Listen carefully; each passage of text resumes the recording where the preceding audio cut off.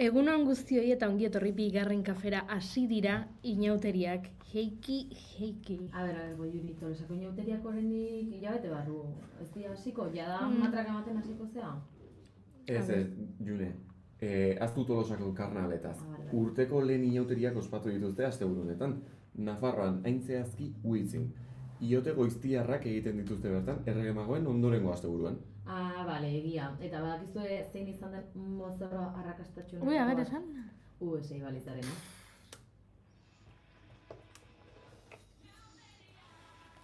Julenek ez dela entzuten.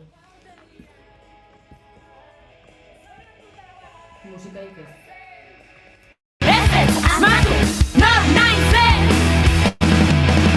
Artuaria Bago guztia Garto izati bat Prestatzen ari gara Ile orde bat Sudur gorria Trapuzarren bat Guazen plazara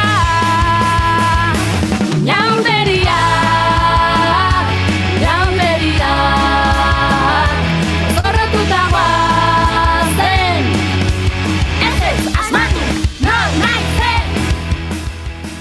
Ez nuen ezagutzen nik ene kantaken abesti hau, inauterien kanta hau, baina hau entzun da mozorrotzeko gogoa piztu zait eta gainera badakitze jantzi, Ile orde laranja bat. Izan ere, entzun bitxikeri hau, gaur urtarriak 12, ile gorriei musu emateko mundu eguna, harrapazen?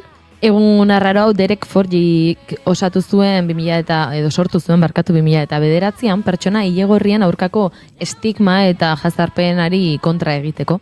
Nola bururatu zitzaion? Antza denez, aurreko urtean 2008an, Kick a Ginger Day, ilegorri bat jotzeko eguna izeneko mugimendu bortiz bat piztu zen Ameriketako estatu batuetan. Badirudi, ilegorriak jotzearena South Park marrazki biziunen telesaiaren pasarte batek eragin zuela. Eta mugimendu hori indargabetzeko musuaren autu zitzaion Forgiri. Askoz polo jaua musuaren,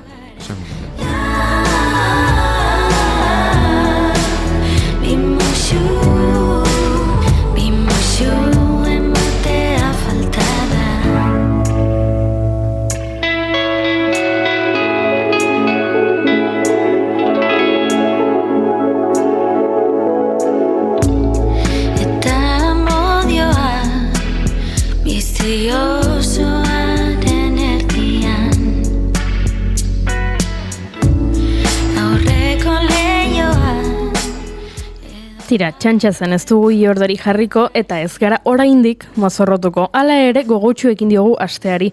Gaurko efemeride batek albidetzen duelako guk gure lana egin ahal izatea. Izan ere, gaurko egunez, aspaldi, distantzia handiko irratimezu bat lehen aldiz bidali zen. Nondik Eiffeldorretik, noraino, Tunisiaraino. Eiffeldorrean 1889an Parisko erakusketa unibertsalerako eraiki eta inauguratua Parisko udalaren eskuetara pasa behar izan zuen Gustave Eiffeli emandako 20 urteko kontzesioaren amaieran, eta mundu guztiak pentsatzen zuen udalak jabetza berreskuratzen zuenean eraitsi egingo zuela dorrea. Eiffel segituan jabetu zen bere dorrerako erabilera bat behar zuela, eta beraz, hasieratik saiatu zen horretarako justifikazio zientifiko bat aurkitzen, eta justifikazio hori irratiak eman zion. Ze polita. El cielo de París ve pasear al amor, amantes que van mostrando su aire feliz. Sous le pont de Bercy, un philosophe assis, deux musiciens, quelques badauds, puis des gens par milliers. Bajo el cielo de París canta el amanecer, la eterna canción de amor de esta vieja ciudad. Eugen Dukretetek 1888ko azaroaren 5ean Eiffeldorretik Panteoierakiko irrati bidezko morse bidezko lotura bat ezartzea lortu zuen 4 kilometrotara. Orduan Eiffelek dorrea irratiari eskaintzea erabaki zuen. Eta gaurko egunez 1908an Gustave Ferry ingenieritza kapitainak Eiffeldorretik ekialdeko gotorlekuekin komunikatzea lortu zuen. Hau da, 400 kilometrotara. Eta aurrerago bizerteko itsasbasearekin Tunisian 6.000 kilometrotara. dorrearen interes estrategikoa berretsi egin zen, eta horri esker Gustav Eiffelen kontzezioa 70 urtez luzatu zen 1910ko urtarrilaren batetik aurrera. Bagoazen Parisa. Aldala Parisen, soineko urdin batekin, zukitz egin bizitzaz, zure aztan ireaz, 3 ordu joan dira, zure eskuei begira. Dantzan, dantzan, musuen ondaretzan Notre Dameko plazan. Dantzan, dantzan, harimen balantzan. Eta horri esker guk irratia egiten dugu gure laborategi politonetatik. Une bereziak bizi izan ditugu hemen gure piano zaharraren albon. Bai, begira piano hori jo duen artistetako bat gaurko egunez jaio zen, zorionak eta urte askotarako Olaia Intziarte 2022an argitaratu zuen bakarlari gisa bere lehen diskoa, lehengo lepotikan burua, eta duela urtebete, urtarrilan, bigarrena Zerrautsa. Urte bukaeran album honi jarraipena ematen zion epe laburra kaleratu zuen, Zure izenekoa, eta guk asko disfrutatu dugu abesti zahar eta berriekin. Zorionak Olaia eta jarraitu horrela. Baina gaur astelena denez, bere 2020ko kanta hau entzun behar dugu. Epa... Hartu nahi alduzu, zerbait erekin, lana eta gero.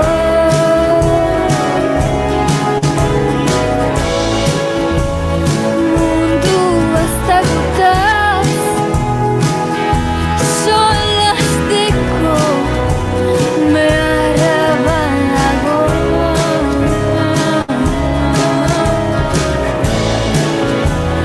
Badakidan arren, astelenetan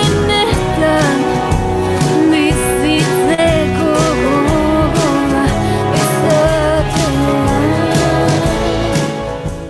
Iraultzaia da bai, gaur bizitzeko gogoa izatea beraz, hitz egin dezagun iraultzaz. 1964ko urtarriaren 12an, Zanzibarko iraultza piztu zen. Afrika ekialdean, 600 bat matxinatuk eraikin estrategikoak hartu zituzten goizaldean. Aurreko urtean Britainia handitik independentzia lortu arren 200 urtez Irla menperatu zuen gutxiengo arabiarreren esku zegoen gobernua. Horren aurrean alderdi politiko afrikarrak elkartu ziren. Ordu batzuen buruan gobernua eskuratu zuten eta Zantzibarreko herri errepublikoa eratu, baina gutxi iraun zuen. 4 hilabeteren buruan presidente berriak Tanganika irlarekin bat egitean negoziatu eta Tanzania osatu zuten. Kenya yetu hakuna matata.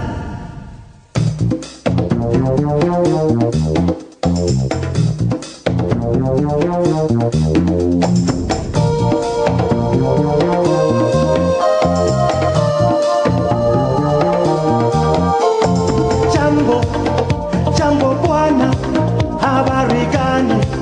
Nzuri sana, wageni mwakaribishwa. Kenya yetu hakuna matata. Ngiti jambo, jambo bwana, habari gani? Nzuri sana, wageni. Bueno, euskaltzalea izatea ere bada iraultzaia izatea. Gaurko egunez hiltzen Josemi Zumalabe Goenaga 1983an 42 urte zituela, Estegorriko minbiziaren ondorioz. Euskaldunoen egonkaria sortzeko lanetan buru eta motorra izan zen. Euskararen eta herriaren aldeko militante izan zen, gazte garaitik hil arte. Donostian oso errotutako familia bateko semea, bere aita Jose Miguel Zumalabe etxegila zen. Santo Tomas Lizeoaren sortzailetako bat izan zen, Carlos Santamaria eta Koldo Michelenarekin batera besteak beste. Ama Asensi Goenaga maistra zen. Frankismoaren gordinean Donostian euskaraz eskolatutako ume bakarretakoa izan ziren Josemi eta bere arreba koro. Horrela garai hartako euskal kulturaren erreferenteekin harremana izan zuten. Lan ugari egindakoa da Zumalabe, argi aldizkaria berpiztu zuen eta ondoren beste zenbait proiekturekin batera Euskaldunon egunkariaren bultzatzailea eta eragile nagusietako bat izan zen. Bere testamentoak honela zioen. Jende gutxik izango du nik orain bezala jendearen maitasunaren adierazle hain argigarriak jasotzeko aukera. Maitatua sentitzen naiz alde guztiatatik, eta neure barnean ez da kabitzen horrek sortzen didan poza. Gainezka egiten dit emozioak eta negarrez urtzen naiz. Nire bizitzaren kapitalik handiena, nire inguruan sortu zaindan laguntasun oparo hau dela sentitzen dut. Oharkabean aberats sentitzen naiz. Manes julenekai Dezkaferik ez baina Maitasuna tonaka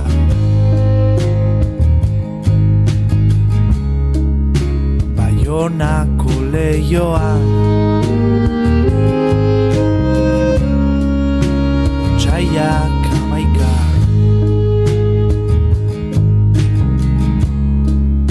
Kafeak ta balalaika Egindako lanen artean esaten da Euskal Sukaldaritza berria bultzatzen ere aritu zela Zumalabe. Juan Mari Arza, Carlos Arguiñano eta Enparauekin baten. Gaurko egunez zendu zen Xabier Zapirain Gipuzkoar sukaldari burua. Euskal Sukaldaritza berria mugimenduaren sortzaileetako bat. Sukalde askotan aritu zen Zapirain, Donostiako Martinez jatetxean, Hilton hotelean, Bilboko Muñatonesen, eta Donostiako Jartzonen beste beste. Baina bere benetako etxea Gurutze Berri jatetxea izan zen. Ia 50 urtez kudeatu zuen. Eta honela ese definitu zuen berak. Niri tontakeriari gabeko sukaldaritza gustatzen zait.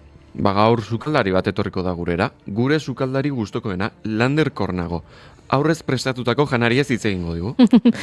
Puri-purian tartea ere izango dugu noski astelenero bezala.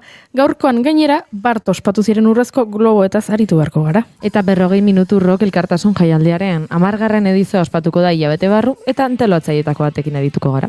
Eta kontu gehiago. Bai horixe, baizue, urtarriak 12 ditu, eta astelena da. Ongi etorri guztioi, 2. kafera.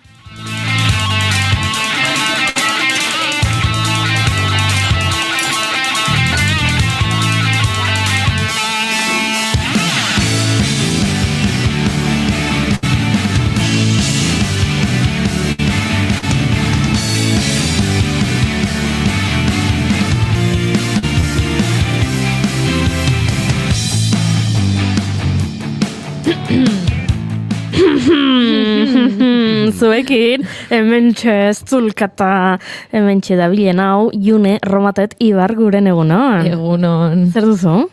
Dantza atera zaigula pixkat aldre. Bueno. Hankaz gora astelena da, badakizue, gertatzen dira horrelakoak, 2026 da, eta hementxe daukagu Eneko Iturbe Otamendi egunon. Egunon, bai. Zondo zaude? Bai, nahiko ondo. Nahiko ondo, Bai. posta naiz.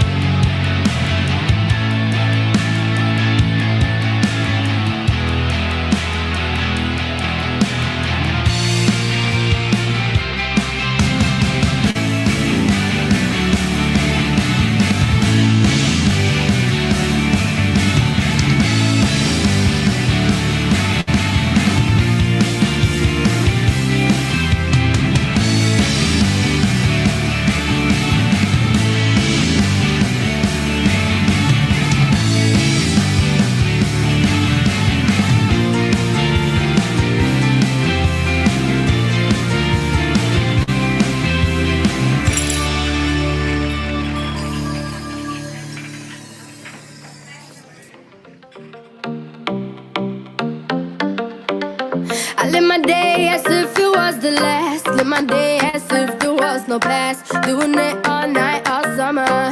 Doing it the way I wanna. Yeah, I'ma dance my heart out till the dawn. Uda garaiak aipatzen ditu Zara Larsonek Lush Life izeneko abesti honetan, eta gu urtarriaren 12an gaude, 2026ko urtarriaren 12a, 2. kafeak 1104 du, goizak 10:23, baina iruditu zait behar genuela punch berezi bat astelen honi buelta bateko.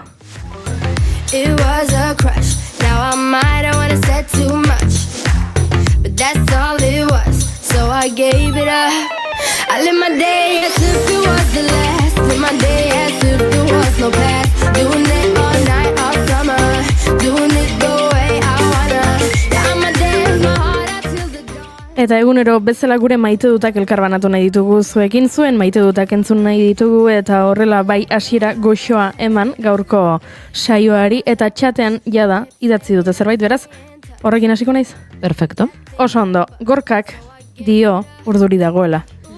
Eta orain iragarki asko agertzen zaizkiola koltxoiak, kanapeak, ze urduri nagoen. Bihar. Gure entzule finenek, jada, jakingo dute, gure beste entzule bat etxez aldatzekoa dela Laister, lortu duela bere bizitzako ametsa gorkak eta etxe bat izango duela, eta orain badabilela hueltaka, oea erosi beharra, maiek erosi beharra, aulkiak erosi beharra, eta bai Gorka, ados nago zurekin, zure algoritmoak badaki, etxea daukazula, eta zure algoritmoak badaki, iragarki horiek jarri behar dizkizula orain, zuk dirua xautzeko. But I won't be done when morning comes. Doing it all night, all summer. Gonna spend it like no other. Now I found another crush. The lush life giving me a rush. Pozten gara Gorka zuregatik, eta badakigu nolakoak izaten diren prozesu hauek, beraz animo Laister izango duzu zure etxe dotorea, zure gustura jarritakoa, eta pozpozik egingo dugu egunen batean festaren bat zure etxean,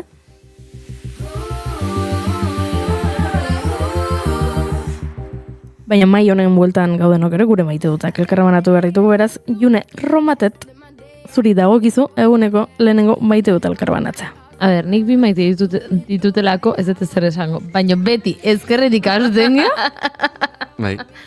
Zuk esan duzu oso gustoko duzula ulki hori, albidetzen dizulako ikustea gure laborategi honetan. Bai, nire bizkarrean gertatu hori dena Hori da. Orduan ezkerreko hasten da beti. Ez, baina gaurkoan zu dena ezin da ona izan behar du honek oztoporen bat. Bueno, bi maite dut txiki ditut eta enezke jatuko. Nire maite dutetako bat da, pasaden larun batean lagunekin afaltzen ari ginela. Momentu batean, harrapatu gintuztela ginek bi lagun hitz egiten ea ze aspiradora genukan etxean. Oh, wow. Adina. Claro. Eta nire bien komentatzen batekin, benik daukata, marka honetako eta gizein, besteak, benik marka berdina baino beste bat, eta batean nire ondan zegoen beste batek behiratzen zigun arpegi batekin esaten, goza bat, igual baleia ez ditugu 25 urte, baina eske oaintxe bertan gure realidadea hau bihurtzen hasi da, eta klaro konturatu zien, batean hasi zien kontatzen, eta mailan geroz eta pertsona gehiago daudela etxetik kanpo, dela lortu dutelako alkiler merke bat, beste batzuk etxetik atera nahi izan dutelako naiz eta alkilerra oso garestia izan, eta besteren batek beste suerteren bat ere badaukalako, baina, klaro, batean konturatu ginen gehiengoa ginela mai horretan, egia da ez dela gure kuadriako realitatea gehiengoa gaudela independizatuta, baina kasu hortan gehiengoa ginen mai horretan. Aspiradorez eta sartaiez hitz egiten ari ginenak eta gure ondoan zudela bi pertsona begiratzen zigutena esaten zer letxez eta zaizeazte nik olako gozaitan oaindik ez dut pentsatu behar. Eta bestetik gabe maite dut realidade hori. Eta beste maite duta da oaintxe bertan maite dutela afari horretan bertan ere gertatu zitzaidarako jendeak bapatean begiratzen ditela eta esatet, baina zuk leheno linea hori etzen eukan. Eta, baina zuk leheno hor letra horiek etzen ditun. Azalean esan nahi duzu. Bai. Tatuajeak nijoa egiten, eta nik ez dut ez da esaten tatuajeak egite ditutenean, gurasoekin baitxagaten eta bernez pasatzen den, eta azkeneko tatuajearekin ere uste pixkat horrela pasatzen, afaltzen ari ginen, eta bapatean ere harrapatu nuen besoari begira, eta konturatzen hor linea bat gehiago zegoela leheno ez zegoena. Eta aste honetan berdina gertatu zait, kuadriako batek santzien, baina zuk leno marra hori etzen eukan. Baina erakutsen izuen, egin nuela guzkilore bat bizkarrean, eta baina marra horrekin dijo, marraen unik ikusi. Eta arduan, grazia egiten dit, eta beti botatzen ditut barrak horrelako momentuetan. Nik galdera badaukat, afari horretan ondorio estatu zenuten zein den xurgagailu honena? Egin duzue horrelako ikerketa, merkatu ikerketaren bat jakiteko zein den honena, egian Gorkak jakin beharko du orain. Badago, marka bat oso ezaguna dena, ez? Xurgagailuak egiteaz gain, ilea lehortzeko produktuak, eta plantxatzeko, eta mila forma emateko badago marka bat, oso garestia dena, eta noski denek jartzen dutena oso ondo guk ez duguna ez probatuko. Nik egia da, suertez Olentzerok ekarri dela nire xurgagailu. Olentzerok xurgagailu bat ekarri dizu? Nik eskatuta. Bueno, tira. Nire amonak berdino dauka. Kasualidadez, olentzerok batera erosi zituen. Eta amonarekin justo ostiralean ere komentatzen, ondo da bile eta lezagize biak horrela. Nire arrauenta bat da. Nire kuadriakoarena ere, ez dia modelo berdina, baina biak oso pozti gaude, beraz gorka nahi izan ez gero. Hortxe, gomendioa. Gomendioa.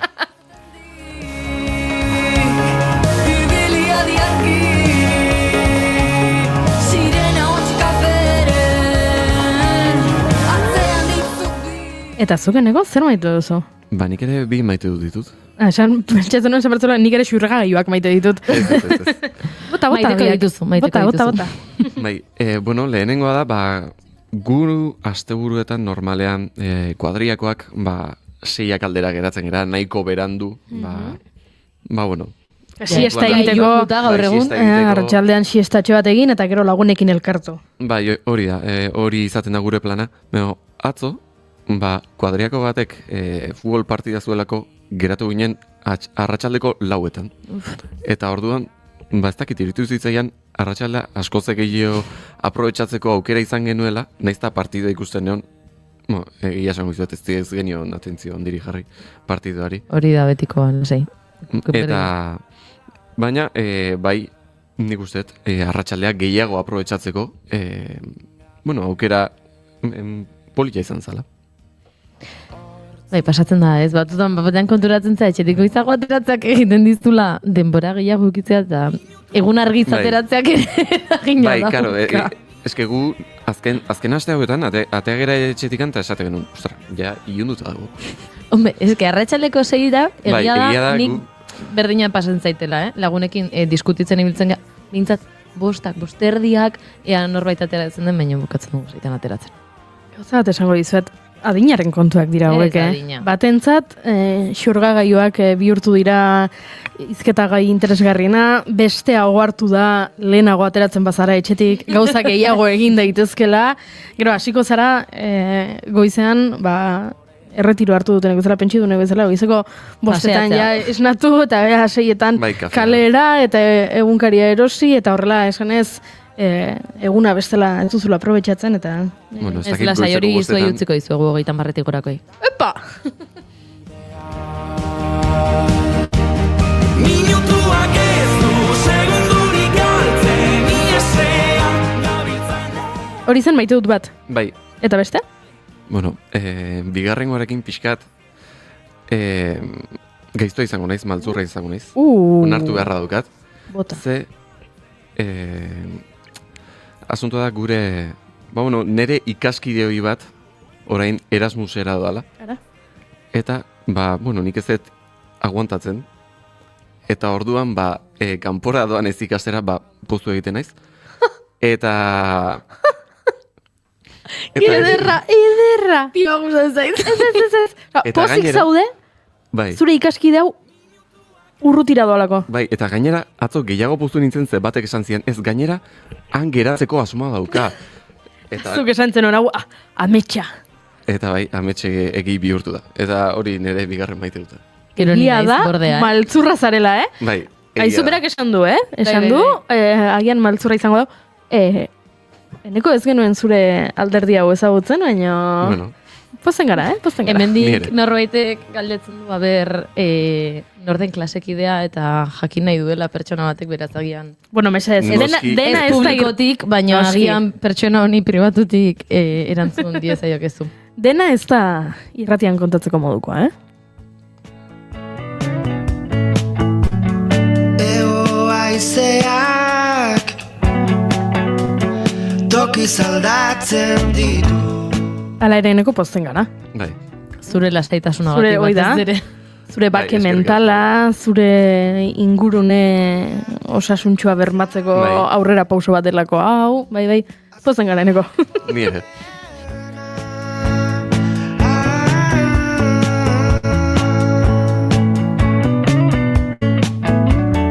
Loratu dira.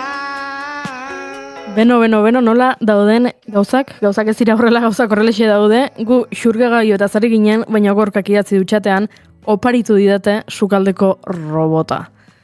epa, hori da Horrekin ja. kategori, hori da Bai, nivela. beste maila batean. Hori, bai, beste maila batean zaude zukurkai. Gero, gure kolaboratzaile den Lander Kornago etortzen denan, galdetuko diogu, ea sukaldeko roboten inguruan ze iritzi duen, baina aizu gorka, posten gara niri ez dit inorko baritu, sukaldeko robota.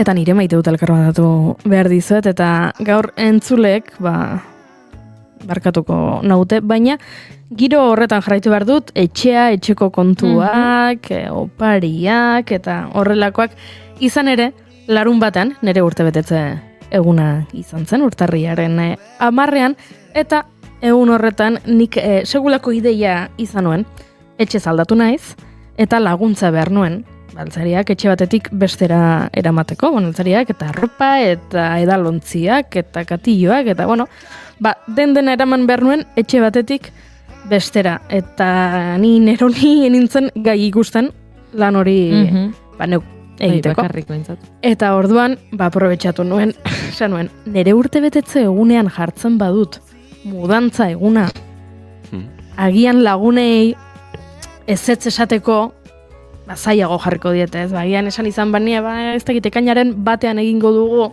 ekainaren batan, nola ez den nire urte betetzea, eta ez den data berezi bat niretzako, esango zuten, nik ezin dut, o ni kanpora noa, edo, baino, nik egin nuen, nire mudantza nire urte betetzegunen, eta orduan pentsatu zuten nire lagunek, urtetako opari ederra izango zela etortzea. Eta antxe, elkartu ginen, ez da, 15 bat edo elkartu ginen, engainatu nuen jendea, eta larun bat goizean, nire etxean elkartu ginen, hasi ginen trasteak eramaten, eta izan zen oso plan polita, agian ez da planik erakargarriena, ez?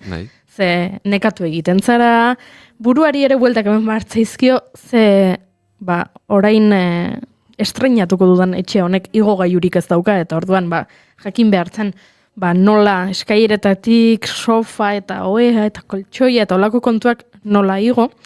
Beraz, plan nekagarria zen, baino sekulako barreak bota genituen. Oso gustora ibili ginen, gero noski, joan ginen pote bat hartzera, joan ginen soziadera bazkaltzera, osatu genuen plana, ez izateko soilik lana.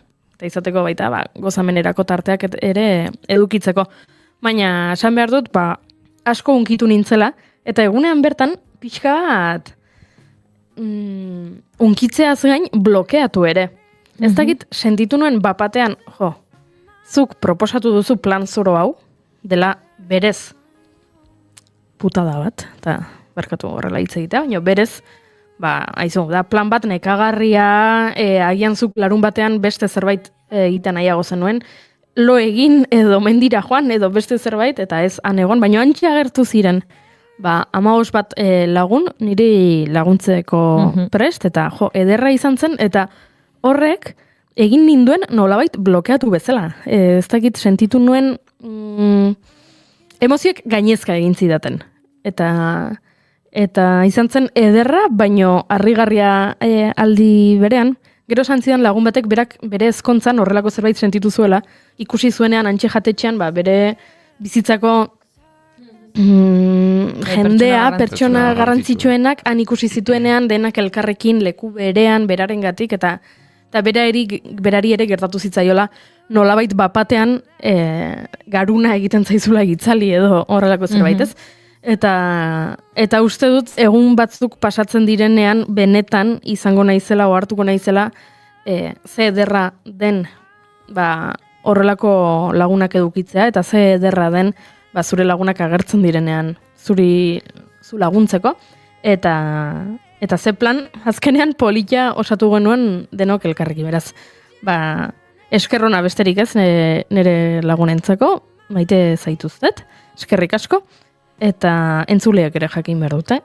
Gure kolaboratzaile den Imanol González Gurrutxaga etorriko zela esan zuela, eta ostiraleko gaueko 11:00 idatzi zidala esanez, ez zela etorriko. Ez diot barkatu, eta horregatik gaur, ez diot mikrofonorik eskainiko puri-purian tartean. Takes me away from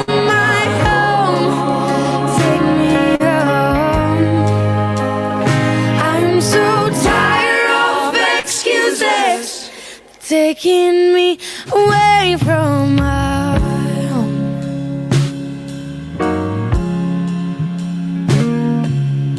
Every mistake I make takes me away from my home. I'm so tired of excuses, they're taking me away from my home.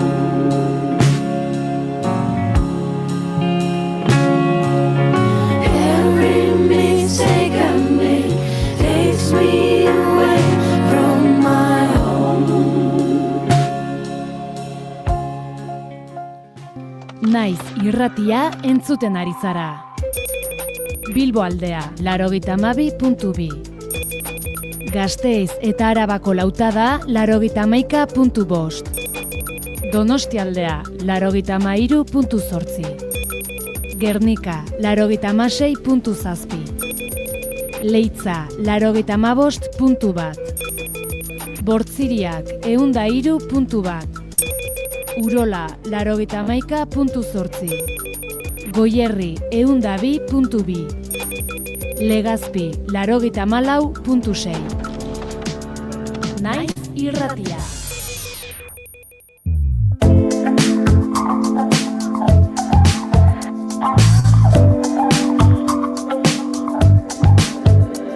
It's you, and I'm not getting over it. Esan dizut, puripurian tartean gaur Imanol González Gurrutxaga zinema zuzendaria ez dela gurean izango, baina lasai gu hementxe pres gaude, zoekin gure gomendioak elkar banatzeko, eta baita ere, Bart Los Angelesen ospatutako urrezko globoen sari banaketaren inguruan aritzeko. Baina gomendioekin hasiko gara eta gero urrezko globoetaz hitz egingo dugu, ze guk hementxe aurreko puripurianetan aipatutako hainbat pelikula eta hainbat telesail saritu zituzten. Do you think I'm cool too? Or am I too into you? Tell me what you want and you got it all.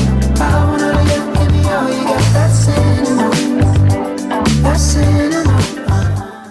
Eta bitxia dirudien arren gaurko lehenengo gomendioa ez da pelikula bat eta ez da telesail bat. Telesail baten ondorioz sortutako edukia da. Horrela deituko diogu June Romatet, ze Junek gomendatu nahi digu One Last Adventure. Stranger Things telesaietik eratorritako dokumentala? Bai, esango genezaken ikusten beraiek ere dokumental estiloan aurkeztu dutela, baina egia da, hori, bi orduta bikoko, ez dakit, bi orduta zeozer gutxi irauten duen dokumental bat da, esan dezun bezala hori, One Last Adventure, The Making of Stranger Things bost izena duena da, eta erakutsiko diguna da, azkeneko denboraliaren prozesua bera, ez dute grabatu Stranger Things guztiaren dokumentala. Netflixen ikusgarri dago esango nuke gaurtik aurrera, gaur bertan publikatu da. Jendea zai zegoen beste kapituloren bat egongo zen edo ez ondo azalduko dizuet hau, baina kasu honetan atera dutena dokumental bat izan da, eta nik uste dut negarra eragingo duen dokumental bat izango dela, haiek ere negarra ez ikusteko aukera aukiko dugulako, bertan badakigu aterako dela edo ateratzen dela azkeneko kapituloaren irakurketaren momentua, eta handenak bilduta gela batean irakurtzen, eta irudiren bat edo beste ikusteko aukera izan dugu eta ikusten dira negarrez. Azkenean haien bizitzako serietako bat izan delako askorentzat, asko ezagutzera eman dira telesail honengatik, eta azken urteak hau grabatzen pasa dutelako beste hainbat proiekturen artean.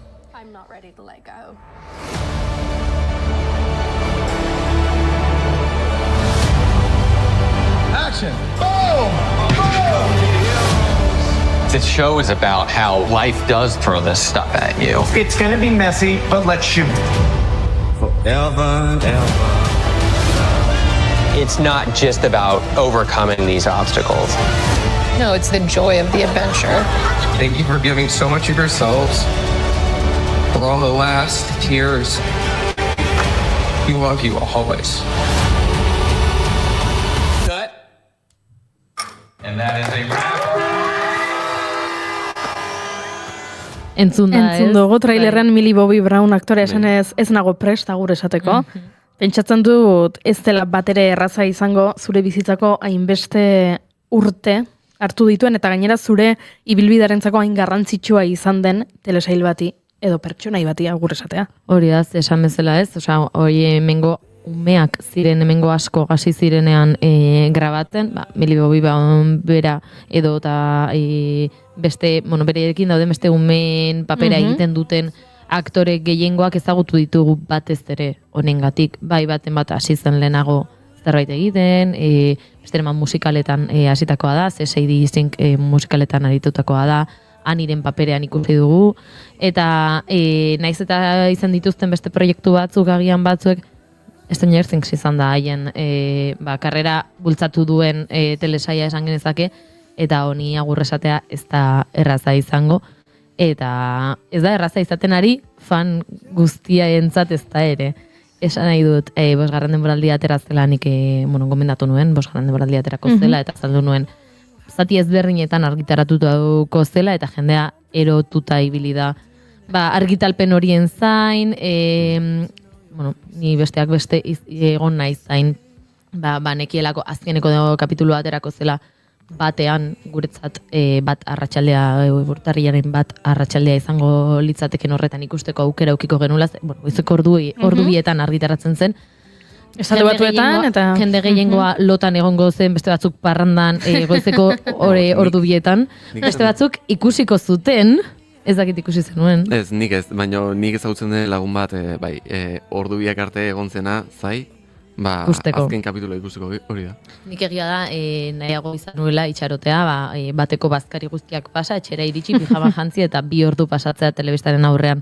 Pixka bat gozatzen, sufritzen, negarrez, dena pasatzen, egia da, kapitulo horrek utzi zituela utxune asko agian erantzun gabe, eta horrek ekarri zituela 1001 teoria.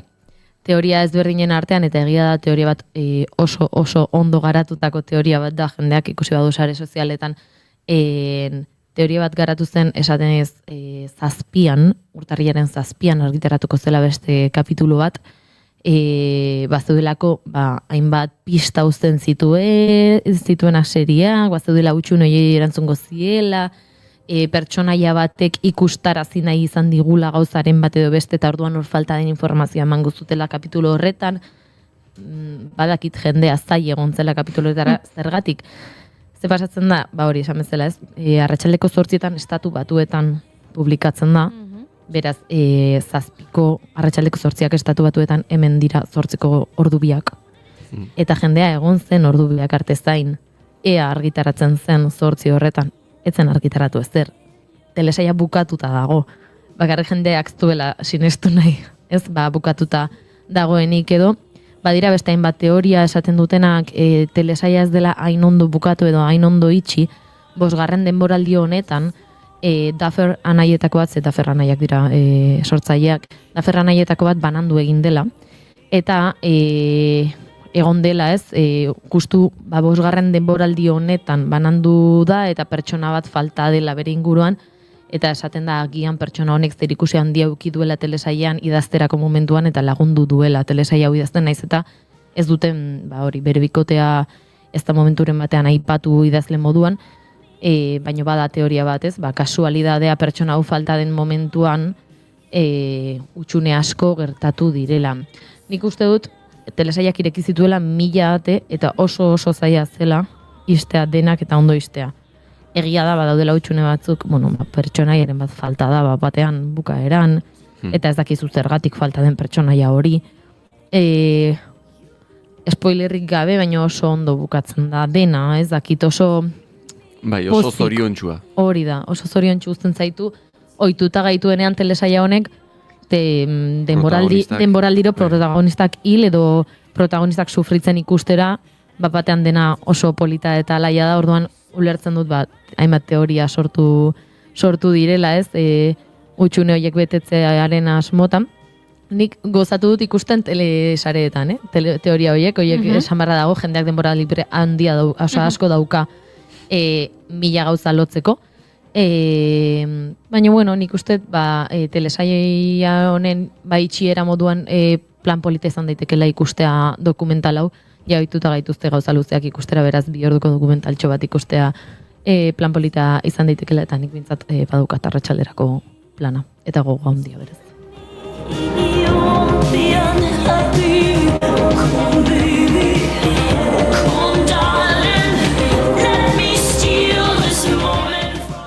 Hor barenengo gomendioa One Last Adventure, Stranger Things, Netflixen, baina bagoaz bigarrenarekin A Night of the Seven Kingdoms.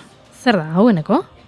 A Night of the Seven Kingdoms, bira, hau da, igande honetan estreinatuko den telesail bat, lehenengo kapitulua igande honetan izango da, guztira 6 kapitulu izango dira igandero bat, HBO Maxen estreinatuko da, eta hau da, ez dakit nola ditu, baina izotza eta suaren unibertsoko beste historia bat, George R.R. Martinek sortutakoa, askok ezagutuko duzue Game of Thrones liburuak idatzi zituelako, eta orain bere beste liburuetako adaptazio bat egingo da, Tales of Dunk and Egg izenekoa, baina A Night of the Seven Kingdoms izenarekin itzuli dute, ez dakit zergatik izen aldaketa hau, baina bueno. Eta hemen kontatzen da Zerdunkanen abenturak, zaldun hasiberria da eta onpuska bat.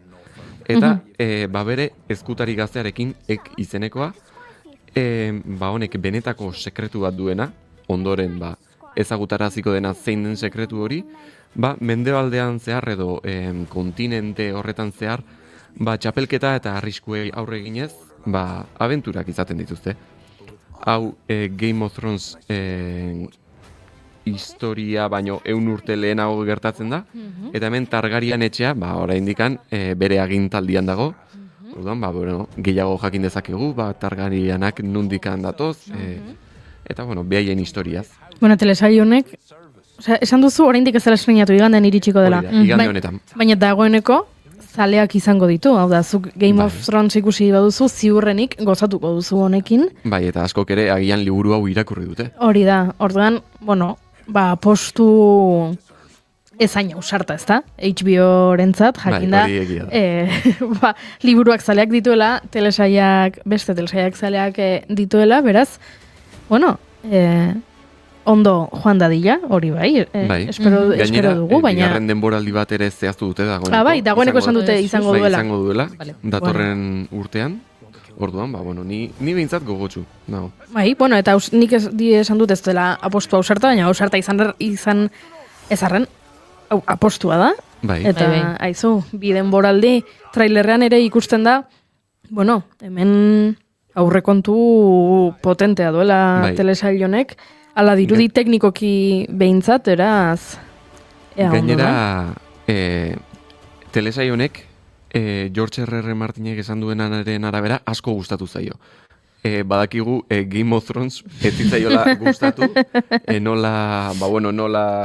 Bukatu zen suposatze dut bat. Hori da, azkenengo bizpairu denboraldiak ez zitzaizkion gustatu, nola egin zuten, eta, hau bintzat gustatu zaio. Orduan, ez da gutxi. Nik ez da batre erraza izango, ez da zu idazlea zara sortu duzu unibertso bat, erabakidu norbaitek egokitu nahi duela, edo pelikula, edo telesail bat egingo duela liburu hortatik abiatuta, eskubideak erosten dituzte, eta gero zu, ez zaude gustora, ez zaitu asebetetzen ondorio horrek. Nik uste ere, hortan, igual aldatu daitekela kontua prozesuaren partizaren edo ez?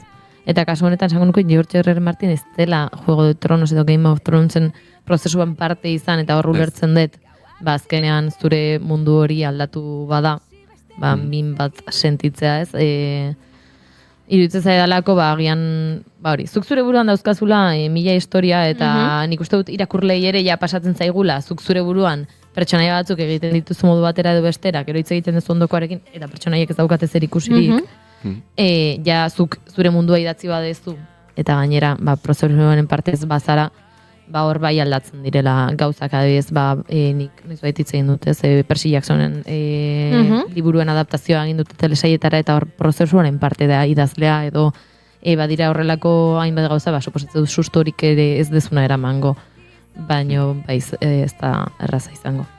Hortxe bigarren gomendioa, esan dugu urtarriaren 18an estreinatuko dela HBO plataforman, esan duzu atal bat igandero. Bai, hori da, 6 atal izango dira guztira, eta orain atal bakoitzaren denbora ez dakitzen batekoa izango den, baina okerretz baldin banago, 30 eta 40 minutu artean dira, nahiko motxak, errez ikustekoak. Oso ondo, hortxe bigarren gomendioa, A Night of the Seven Kingdoms.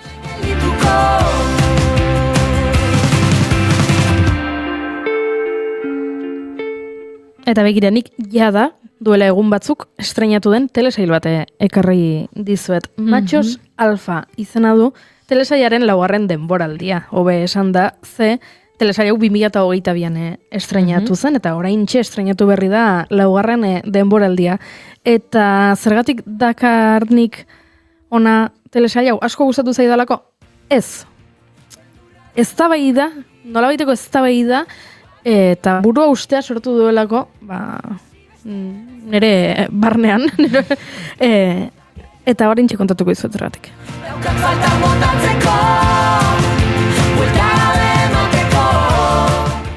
Hasteko, zer da Machos Alfa? Machos Alfa da Netflixen telesail bat, esan bezala 2022ko neguan estreinatu zuten, eta protagonistak bereziki dira 40 urteren bueltan dauden 4 gizon. Ze gertatu zaie gizon hauei ikusi dutela, patriarkatuaren amaiera gertu dagoela, dekonstrukzioaren garaia dela, eta maskulinitate toksikoak ez baian jarri dituela mugimendu feministak, eta orain beraien betiko jarrerak ez direla hain onargarriak.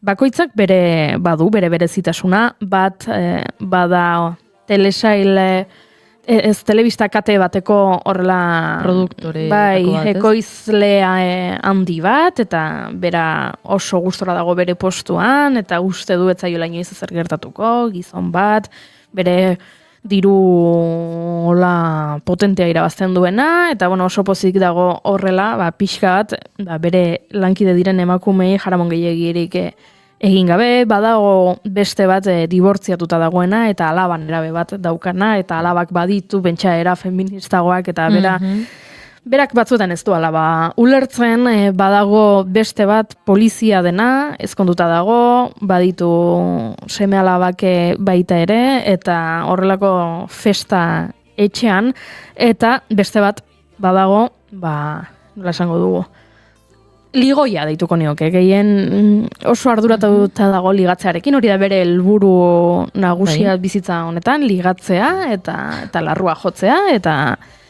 horretarako berari 5 axola zer egiten duen, ez? Engainatu behar balin badu, zurrasan behar balin badu, 4 gizonak hauexek dira. Eta esan bezala, telesaila oinarritzen da, konturatzen direla beraiek, beraien betiko maskulinitatea, gatazkatsua dela, eta beraien jarrera batzuk ez direla onargarriak. Eta horretan oinarrituta egin dituzte hainbat denboraldi. Orain 4. denboraldi honetan, hildoak berbera izaten jarraitzen du, baina 4. honetan, agian 40 urte betetzearen krisiaren erdigunean daude, eta badaude beste nolabaiteko arazoak, ez? Aitatasuna, familia, ez dut gehiegi kontatu nahi, spoilerrik ez egiteko, baina hortxe berez humorezko telesaila da, eta esan bezala, aurreko denboraldietan landu dituzten gaiak landuko dituzte, agertzen dira oraingoan ere gestazio subrogatua, ez? Agertzen da baita ere, ez dakit, amatasuna eta depresioa, erditze osteko depresioa, zer gehiago, homosexualitatea eta konbertsioterapia hauek, ez, batzuetan izaten direnak homosexuala izateari uzteko ikastaroak. Gai interesgarriak jorratzen dituzte, eta zergatik ekarri nahi nizuen, zalantzak sortzen dizkidalako ikusi dut, eta gustora ikusi dut, zenik 4 protagonista hauek ikusten ditut karikatura baten modura. Eta nik argi ikusten dut gaizki jokatzen dutela. Eta beraiek dituzten jarrera hauek ez direla egokiak. Eta ikusten dut gidoilariek barre egiten dutela. Jarrera maskulino, toksiko, matxista horietaz. Jarrera matxista horietaz barre egiteko dela. Eta sartzen dituztela horrelako bereziki emakumeek, telesaian agertzen diren emakumeek, txertatzen dituztela diskurtso feminista interesgarriak eta horrek sortzen duela nolabaiteko eztabaida interesgarria. Baina kontua da, iruditzen zaidala jende askok ez duela karikatura hori ikusten, eta jende askok empatizatu egiten duela lau gizon hauekin, eta uste dut hori oso oso arriskutsua dela. Zezuk hor ikusten balin baduzu gizonai gizajo bat eta biktima bera da, eta agertzen diren emakumeak erotuta daude, eta orain daukaten diskurtso feminista hori radikalegia da. Ze hori pentsatzen dute pertsonaiek, baina zuk ikusi behar duzu pertsonai hori dela oker dagoena. Eta berez karikatura bat dela, eta berez inguruan dauden beste pertsonaiek arrazoia dutela, eta ez beraiek bere matxismoan, baina uste dut jende askok konektatu egiten duela lau gizon hauekin. Uste dut jende asko sentitzen dela identifikatuta, eta hori ere, aizu zilegi da, eta benetakoa da, ze gizarte matxista batean bizi gara. Baina muga oso zaila iruditzen zait, oso lausoa iruditzen zait, eta nik ez nuke nahi jendeak beraiekin empatizatzerik, eta beraien diskurtso matxista hori barneratzerik benetan beste dozer baino asko zilegia balitz bezala. Eta orduan ekarri dizuet telesail hau batetik, esan dizueten, nik barreak ere bota ditut eta disfrutatu dut eta gauza batzuk interesgarriak iruditu zait, baina bereziki esan nahi nizuen filtro batekin ikusteko, betaurreko moreak jantzita ikusi beharreko telesail bat dela, eta ikusten baduzuen mesedez egiteko zuen buruari gero, ez dakit filtroa ezarri edo autokritika edo pentsamentu kritikoarekin ikus dezazuen eta hausnartu, ze egia da azaleratzen diren gai batzuk oso interesgarriak direla eta ematen dutela eztabaida gehiagorako. Beraz, hori nire gaurko gomendioa. Matxos Alfa Netflixen, baino horrela zer gertatu da iritsi direla goizeko 11ak eta joan behar dugula azken ordua ezagutzera estudio. Bertan baitago gure lankide Itxaso Leon Kareaga. Egunon, Itxaso. Kaixo, egunon Goiure eta egunon entzuleok, kontatu dezakegu azken orduko honetan. Euskal Autonomia Erkidegoko Auzitegi Nagusiak lan istriputzat jo duela langile batek lankide baten eskutik jasandako eraso fisikoaren ondorioz antsietate nahasmendua diagnostikatu zaion baja aldia. Komisiones Obrerasek ohar baten bidez jakinarazi duenez, biek lan egiten zuten erreforma enpresako kontingentzia profesionalak kudeatzen zituen mutua batean, egoitza Elgoibarren zuena, eta epaiak enpresa hori zigortu du. Sindikatuak mutuak aritzen diren zigorgabetasun esparrua salatu du eta azpimarratu du kasu honetan txostenean antsietate egoera lanarekin lotuta zegoela onartu arren gaixotasun arruntera bideratzea erabaki zela. Halaber, gaitzetsi du enpresa saiatu izana prozesu judizialean zehar gertakaria lan istriputzat har etzedin eta langileak zailtasun pertsonal asko lanez kanpokoak eta bere ezaugarri pertsonalen ondoriozkoak zituela aipatu izana. Komisiones Obrerasek azpimarratu duenez, epaiak eztabaida ezintzat jotzen du antsietatearen diagnostikoaren arrazoi bakarra lana dela eta honako hau jasotzen du. Aldi baterako ezintasunaren egoera eragin zuen patologia psikikoa, eragin zuen gertakaria aktoreak lankide baten eskutik jasan zuen erasoa izan zen. Eraso horren ondoren langileak egunero erasotzailearekin bategin behar zuen, bai lanera sartzean, bai lanetik irtetean. Horren guztiaren aurrean enpresak gertatutako ezbeharrari buruzko neurriak hartzeko eskatu arren, ez zuen inolako neurririk hartu. Komisiones Obreras Euskadiko lan osasuneko arduradun Alfonso Riosek baloratu du ebazpenak kateak irekitzen dituela lesio psikikoak lan istriputzat aitortzeko. Eta bestalde kontatu behar dugu, 3 ibilgailuk talka egin dutela gaur goizean Txorierriko igarobidearen inguruan, Bizkaia 30 errepidean, Lezama parean eta Barakaldorako norantzkoan. Ezbeharra goizeko 8 eta 20 gertatu da eta pertsona bat zauritu da. Ondorioz pilaketak sortu dira Lakuako Segurtasun Sailak jakinarazi duenez. Beranduago 9:30 zirenean 2 kilometro zeuden, baina garabiak ibilgailuak errepidetik kentzeko lanetan ziren jada. Pertsona bat zauritu da eta bertan hartatu dute. Eta amaitzeko uneotan errepidetara begira kontatu dezakeguna 3 kilometroko autopilaketak daudela une honetan AP8 errepideko 0 kilometroan, alegia Irunen eta Baionako norantzkoan. Adiberaz puntu horretan, besterik ez da informazio praktikoari dagokionez, 12etan jarraituko dugu egunekoen berri ematen. Eskerrik asko itxaso esan bezala 12etan gehiago guk orain aurrera egingo dugu eta aurrera egingo dugu betiko abesti honekin jada gurean ohikoa bihurtu den abesti honekin. Andale, ez da honen bale, entretenitzen gera birote balde, frenorik gabe, taldapan bera, norabiderik gabeko bela, batzutan negar bestetan algara, dudan egunaren arabera, goizera, goizero, batzuetan erota bestetan bero, onkiotan bezala, txarra den lekuan nona ere bada, ta honean bale, ez da honen bale, Abesti hau jartzen dugunean gure entzuleek badakite zer datorren sukaldaritzaz hitz egin behar dugula eta gaurkoan urdurinago ze gure kolaboratzaile Lander Kornagori aitortu behar diogu guk hemen gure estudioaren parean badugula supermerkatu bat eta batzuetan irratsaioa amaitzen dugunean eta irratsaioa amaitu ondorengo lanak bukatzen ditugunean supermerkatu horretara joaten garela aurrez prestatuta dauden albondia batzuk erostera.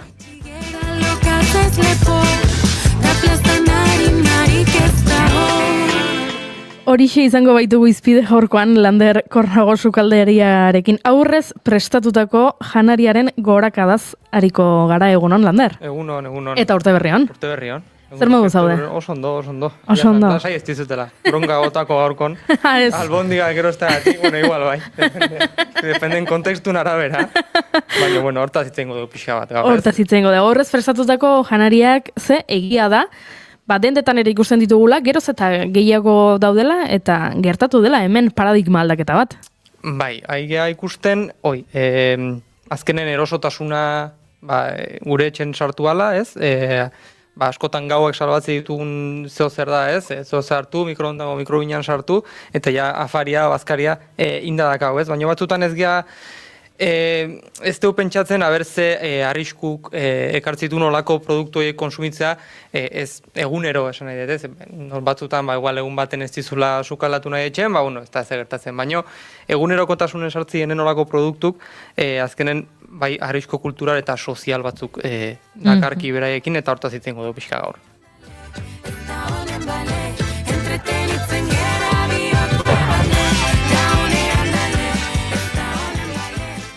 Ze egia da, batzuetan zerbait oso erosoa denean, aztu egiten zaigula, arriskua duela atzean. Ze erosotasuna da honen erakargarritasun nagusia. Bai, baina batzutan ez dugu pentsatzen ze galtzen nahi gehan. Erosotasun horren truke ez. Azkenen oso eresa da ikustea zergatik eukiduten arrakasta olako produktuk, azkenen nagusian da denborarik ez daukagolako, etxea berandu iriste galako, nekauta gaudelako, eta askotan sukaldatze o etxean sukaldatze eguneko traba bat bihurtu dugu, gu geuk, pertsona bezala, traba bat bihurtu dugu. Baina ikusten dugu, azkenen olako janaria, azkarrak bere alakoak eta eraginkorra diala, azkenen etxe noi esan duguna, ez? 5 minututan afaria aukitzea, erosoa, ze komodoa, ez dut denboa galtzen, eta nien ere gauzak egiten segitzitut, ez?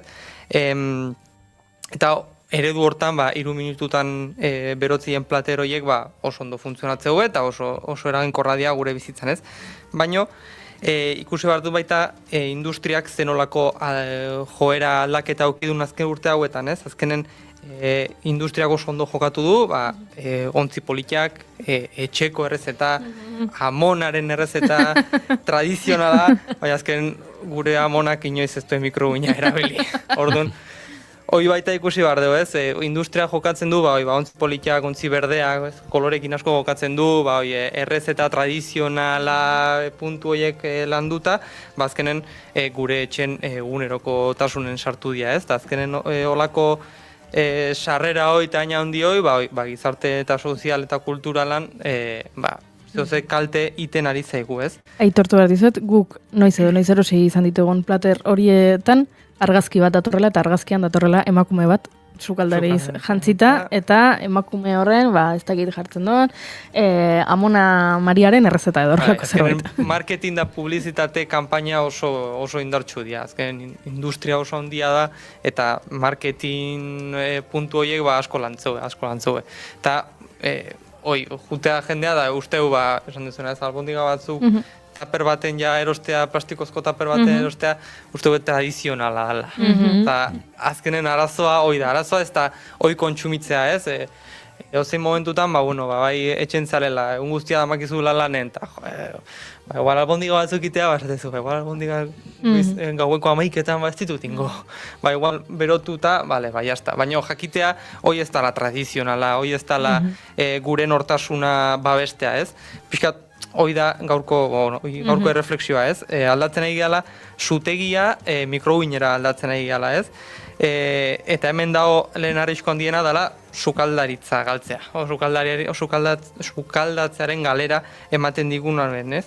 Azkenen lehen sukaldatzea zen jakintza transmititzea, lehenengo da behin, elkartzeko aitzakia eta nortasuna, gure nortasuna. Azkenen nortasunaren parte bat izan da, eta hori pixkanaka galtzen hasi da olako produktuen sarrerarekin.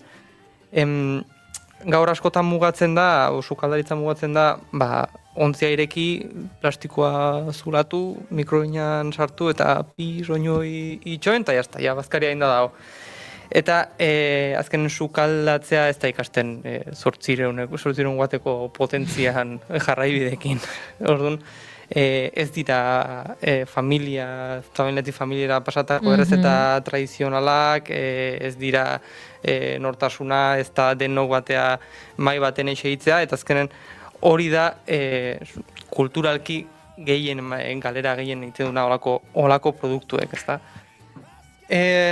Azkenen sukaldaritzari sukaldatzen duzten diogunean, gero gure gorputzan gertatzen diren gauzak ez dakigu zer jate deun, azkenen garrantzitsuna da, zuk taper baten eroste duzun edozen produktu bat, zu tapera ikustezu den oso politia, oso berdea, eko, bio, vegan, nahi dezun guztia, baina hor barrun dagoena, beta sagertzea daun. Eta hor azkenen guko jate deu eta hortaz elikatzea.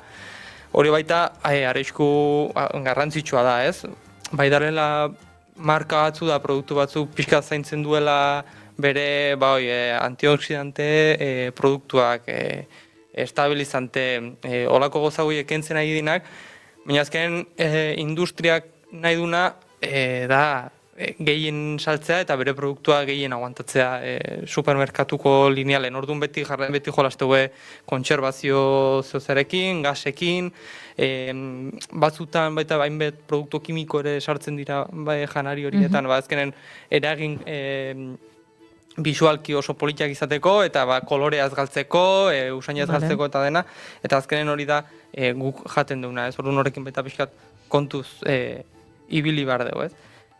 Eta azkenik baita arrisku kulturala. Azkenen gastronomia ez da bakarrik janaria, eta gure kasun gehiago, azkenen gastronomia kultura da. Eta horren, aurrez prestautako janaria gehiegi erabiltzen baldin badugu, gertatzen zaiguna da, gustua homogenizatzen zaigula. Edozein lekutan, munduko edozein lekutan, gute baldin baza India, kurri berdina jango zu, lasaña bera italian, oi asko tegiaki bera jango duzu, edo hemen marmitako bera jango duzu. Azkenen gustu horren homogeneizazioa gutzako izango da, bakoitzako bere familiko errezetak, bere herrialdeko errezeta guztik badenak parejatzea, eta homogenizazio izango ditzateke beste arrisku kulturala gu jasango deuna, ez? Eta hori, azkenen galtzen dira, denbora eskatzen digun gixatu ezberdinak, tokiko errezetak, azkenen imaginatu dena, hola jaten no kontsumitzen azten baldin badeu, imaginatu Italian marmita dagoa jatea. Begoan pixkatarra izango litzateke, ez da. Orduan, tokiko errezeta guzti horiek, mugak desagertzen jungo ziren, pixkanaka, eta azkenen gure gustu homogenizatzen hasten baldin bada, hori ez, hemengo pertsona bat, berdin jango luke Frantzian, edo bestela, ez da hain kanpo jun beharrikan, baizik eta igual Bizkaian jungo zan, eta hemengo berdin jango zuen, ez? Eta pazientzia behar duten zapore ezberdinak, ez? Gu oso harri gauta gare zapore batzuta, homogenizatzen baldin badeu, hori galdu egingo zen, eta ez genuen ezer berririk edukiko.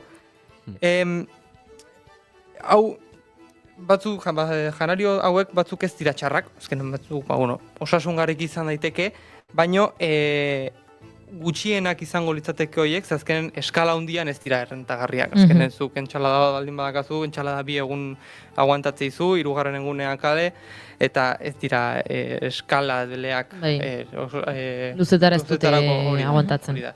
Eta horregatik, igual baita jolastu esan duna ez gasakin, antioxidantekin, eta horrela, beti letxuga supermerkatun, boltxan politeoteko, eta gutzako erakargarri izateko inorrek ez du hartzen gaur egun tomate itxusia, adibidez.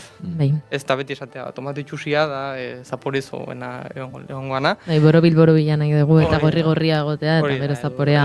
Sagarra brillante nahi diteu, edo azenarioa perfecto nahi diteu, igual etortzen baldin bada, igual pixka marroigua etortzen baldin bada, ez teuna. Ez teuna bota ite deu, eta azkenen ez da kontsumitzen. Eta horregatikan, industriak asko jolastu barrekirik, ez? Hainbaten zeratukin, borobila izateko, formak asko mantentze dituzte, azkenen gure ikusten baldin badeu, tomatea, sagarra, udarea, edo zer gauza gure buruan daukagun formarekin pixkat aldauta baldin badao, ez teu nahi. Instintoki ez teu nahi, eta uste du txarra gongoala, eta ez teu jaten, ez? Eta horregatikan industriak errentagarri izateko eskalablea izan behar du, eta dena berdina izan behar du, ez? Eta azkenen baita eragin soziala. Azkenen beste puntu garrantzitsu bada, guretzako gehien bat baita, azkenen janaria espazio sozial gisa ulertze dugu hemen, ez? Lehen jatea eguneko unea zen, elkarrekin elkartzeko, gauzak partekatzeko, nola ongean, zen mozunda gure una, pixkatu hitz egin, partekatu, eta aurrez prestatutako janaria ez du partekatzea eskatzen. Azkenen bakoitza bere platerakin, bere buruko mugidakin, da bere mundun sartzea, eta jazta orduan ez du partekatzen, ez? Azkenen imaginatzen zute igual, guantxe gu berrik izan diala afari bat, bakoitza bere plater prepauta dakana, azkenen hori da pixkat baita beste kontrapuntu bat, ez? Emateu fetxa esate batzuk iritsi baiela guk sukaldatzen hasteko, partekatzeko, ez? Azkenen, imaginatu kuadriakin jute zeatela soziadea parranda baino lehen, da bakoitza bere planterakin dagoen, da zuen sukaldatzen, ez? Azken xarma hori galtzen baldin bada baita, baita arriskutsua da, ez du mairik behar, ez du elkarrizketarik behar, olako janaririk, eta pixkanaka gizakiok dugun erritual zarrenetariko bat, azkenen janaria partekatzea eta karrek partekatzea errituala da betidanik, gizakia danetik, eta partekatze eta elkar banatze hori, pixkanaka galtzen ari da ere bai, ez? Eta hau esan da gero, zet esan nahi hau beltza denik, ez da ez zuri ez beltza, azkenen badauka bere lekua, badauka bere funtzioa sozietatean, baina askotan ez dugu pentsatzen ze galerak eduki dezakegun gure nortasunan, gu familia bezala, gu gizakio bezala, ez dugu asko pentsatzen, azken erosotasuna erregea dalako gaur egungo gizartean, eta arazoa ez da erabiltzea. Azkenen arazoa da sukaldatzearen ordez bihurtzea, ez? Azkenen esaldia gaur ez dudat sukaldatzeko astirik esaterik, jadenik ez dakit sukaldatzen esatera pauso oso txikia dago. Gure gaur ongo soziadan, eta azkenen hori da pixkat gaur esan nahi nuna, ez? Pixkat salbuespena behar lukela baita ere, ez?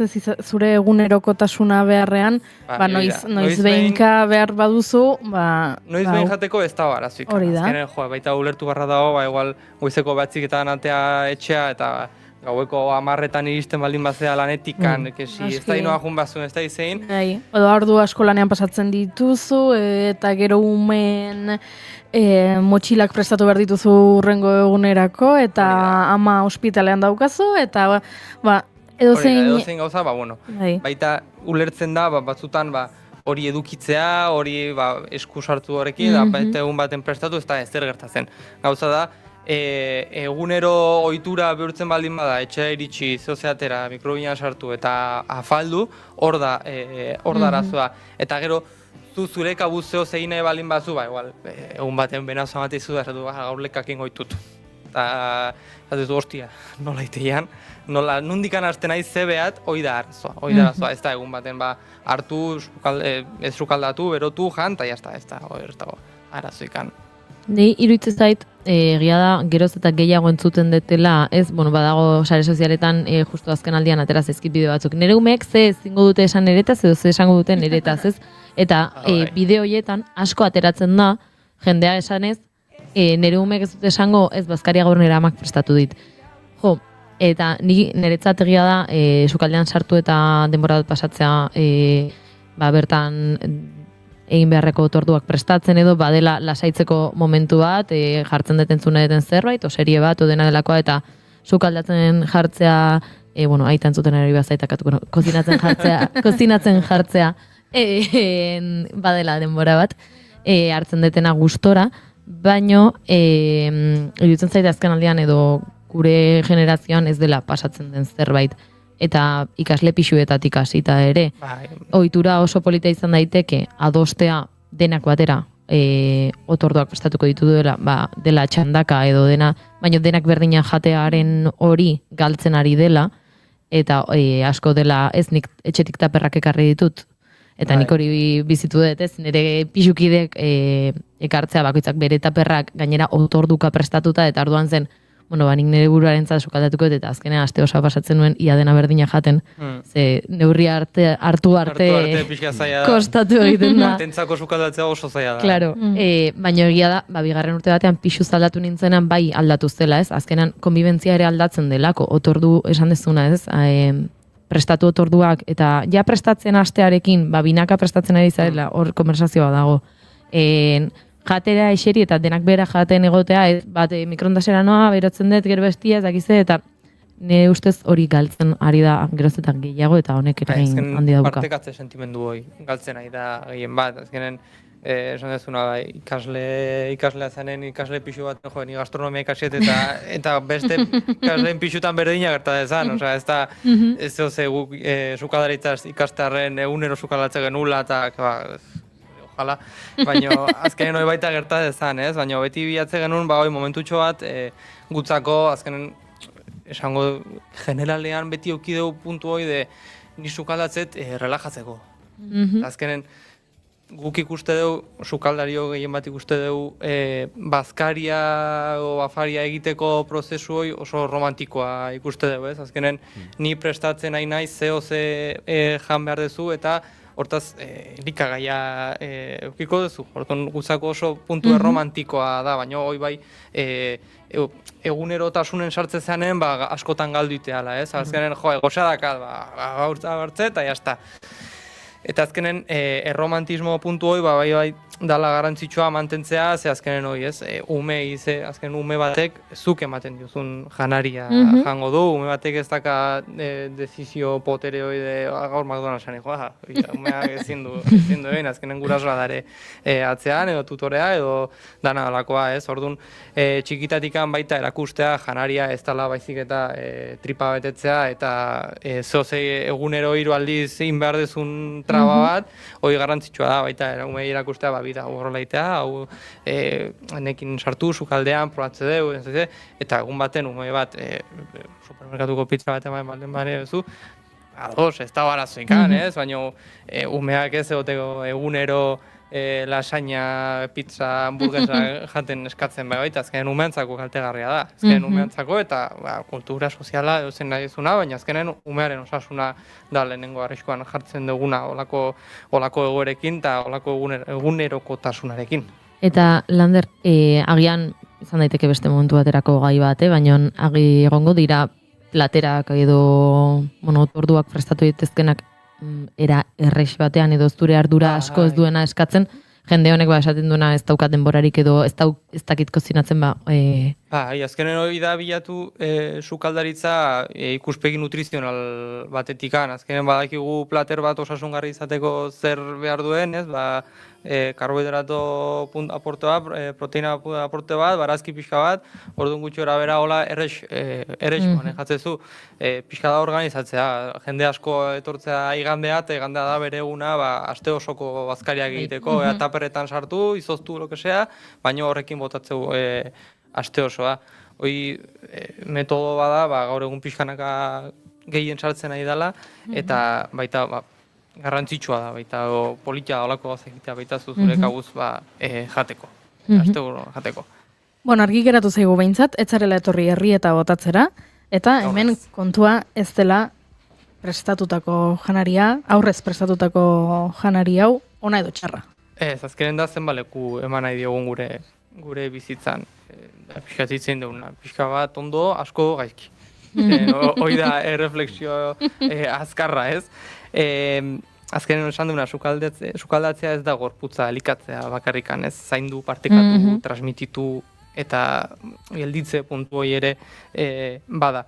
Eta azkenen gero azkarrago mundu honetan, sua piztea, igual, agian resistentzia kultural txikia da, ez? Bukatzeko, esaldi potent, horrekin bukatzeko, sua piztea, erresistentzia kultural txiki bada, oso, ados nago, bota dituzu, horrelako perlak gaur, Lander, asko gustatu zait, aurrez prestatutako janari hauetan paketinean amonaren argazkia agertzen dela, baina amonak ez zuela mikrowinik eduki, hori asko gustatu zait, eta zalantzari gabe sua piztea, erresistentzia ariketa bat dela, hori ere, zalantzari gabe, guztiz ados gaude zurekin oso interesgarria, gaur ekarri diguzun gai hau eta gogo eta hau, Lander. Eskerrik asko entzutagatik, beriz egon bidatzagatik gaur, eta itzen duna, sukaldatu hainbeste ez dala kostatzen. Eskerrik asko, Lander, urren arte. Urren arte, agur.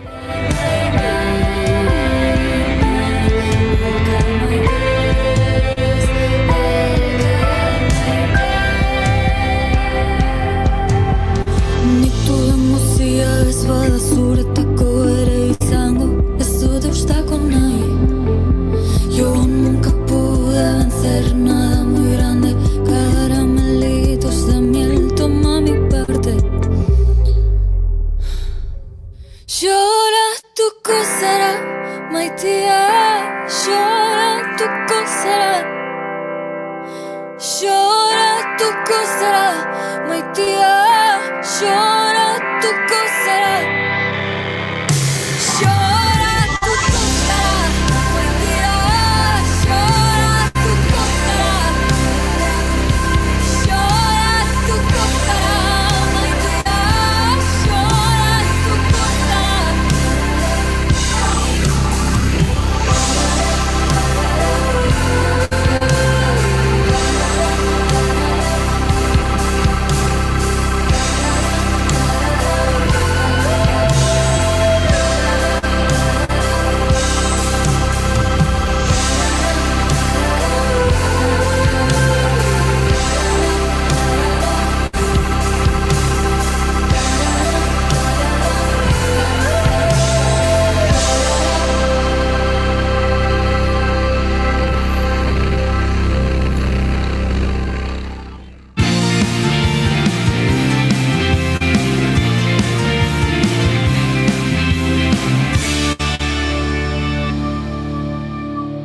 Emaiozu bigarren aukera bat egunari. Naiz irratian, bigarren kafea. Aizu, baltzenekien oraindik ere hipoteka gastuak erreklamatu daitezkeela? Etxe bizitza bat erosteko hipoteka bat sinatu bazenuen 1985ko urtarrila eta 2019ko ekainaren artean, jar zaitez gurekin harremanetan eta erreklamatu alizateko behar duzun dokumentazioa zein den esango dizugu. Informa zaitez, konpromisorik gabe.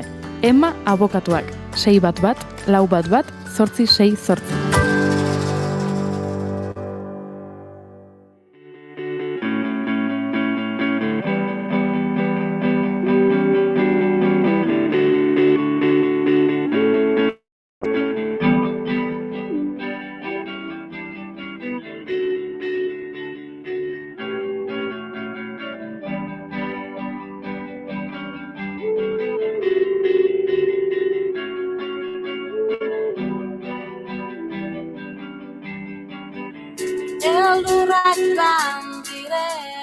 Landako gunea, gune bat eta bi oholtza.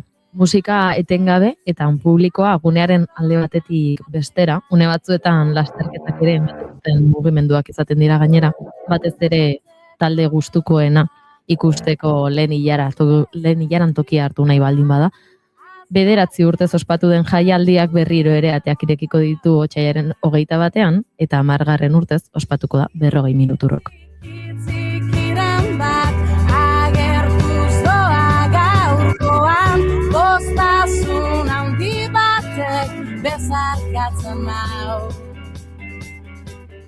Jende askorentzat abenduan Durangoko azokaren tokia izaten den hori, beste askorentzat otsailean Euskal Presoen aldeko elkartasun ekitaldiaren tokia da.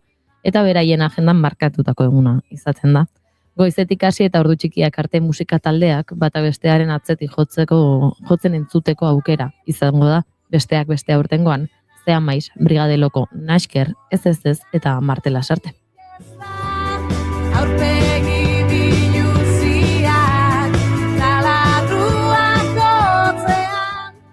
Musika jaialdia baino elkartasun eguna izaten da otsaileko larunbat hau eta bertaratzeko orainik sarrerak badaude. Presoen etxeratze prozesuak duintzea helburu duen festako antolatzaileek iaz aditzera eman zuten gainera, lapurreta bat jasan zutela eta honek hainbat mugimendu baldintzatu zitzazkeela, baina 10. edizioa antolatzeko ez da traba izan. Guzti honen inguruan gauza gehiago argitzeko gurean dugu gaur Igor Galartza antolatzaileetako bat, egun hon eta ongi etorri Igor. Kaixo, egun hon guztioi. Bueno, nik Igor, utziko dizut orain momentutxo bat Goiurirekin egiten ditugulako elkarrezketak baino lehen 2 galdera, eta gero ja sartuko gara elkarrezketan ondo. Hauek dira bigarren kafeko 2 galdera ofizialak, nik 2 egingo ditut, baina zuk bakarra erantzun behar duzu. Bietako bat aukeratu eta hori erantzun. Lehenengo galdera da, imaginatu etortzen dela orain zinema zuzendari bat, eta esaten dizula, Igor, zure bizitzari buruzko pelikula bat egingo dut. Baina ezin dut kontatu jaio zinenetik orain artekoa. Konta dezaket soilik zure bizitzako etapa pasarte zehatz bat. Galdera da, ea ze pasarte aukeratuko zenukeen, gero pelikula batean islatuta ikusteko. Hori da lehenengo galdera. Eta bigarren galdera da, hau laburragoa, ea nola irudikatzen duzun, edo nola gustatuko litzaizuken behintzat izatea zure funerala, zure hileta. Esan bezala nik 2 galderak egin ditut, eta oraintzuk aukeratu zein erantzun nahi duzun, hiletarena edo pelikularena. Bueno, ez zait niri buruz hitz egitea gustatzen, beraz, gustatuko litzaidake 40 minutu rock bezalako jaialde batekin ospatzea nire hileta. Izango litzateke alde batetik gauzak ondo egin ditudanaren seinale, eta beste alde batetik, niri gustatzen zaidan bezala ospatzea bizitza, ez? Ospatuz eta ez negar eginez. Negar egitea ondo dago, baina batzuetan gauza politak ere gogoratu behar ditugu, eta festa apur baten bitartez, ondo dago. Jaialdi bat antolatuko duzula esan duzu, gustatu zaigu ideia hori, baina honek sortzen du... Antola esatela nire partez.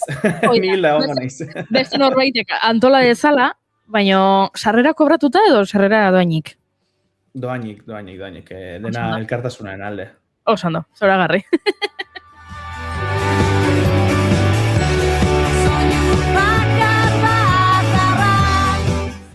Tira, galdera ofizialak eginda gaurko gaia 40 minuturrok da, eta horren inguruko galderak egin beharko ditugu, June. Horixe da, lehenik eta behin bai sartu nahiko nukela Igor, 10 urte beteko ditu aurten jaialdiak, ez? Esan dugu elkartasun jaialdi bat dela eta ez bakarrik musika jaialdi ohiko bat, baina gustatuko litzaiguke pixka bat jakitea nondik sortzen den hau edo nola sortu zen hau, ez dakit prozesuaren hasieran ere bertan izan zinen, Igor.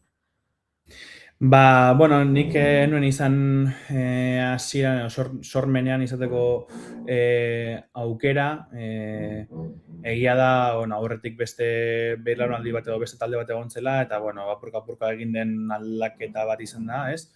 10 urte esan duzu berez, 11 dira, 2015an sortu zelako, pandemia medio, edizio batzuk galdu genituen bitartean, baina bai, jaialdiak aurrekari batzuk izan zituen, izen berriarekin 2015 urtean atera ginen plazara, landako gunera, eta ordutik, euskal preso ieslari eta deportantuen egoera salatu, sozializatu eta sustengu ekonomikotzat lan hori egin genuen.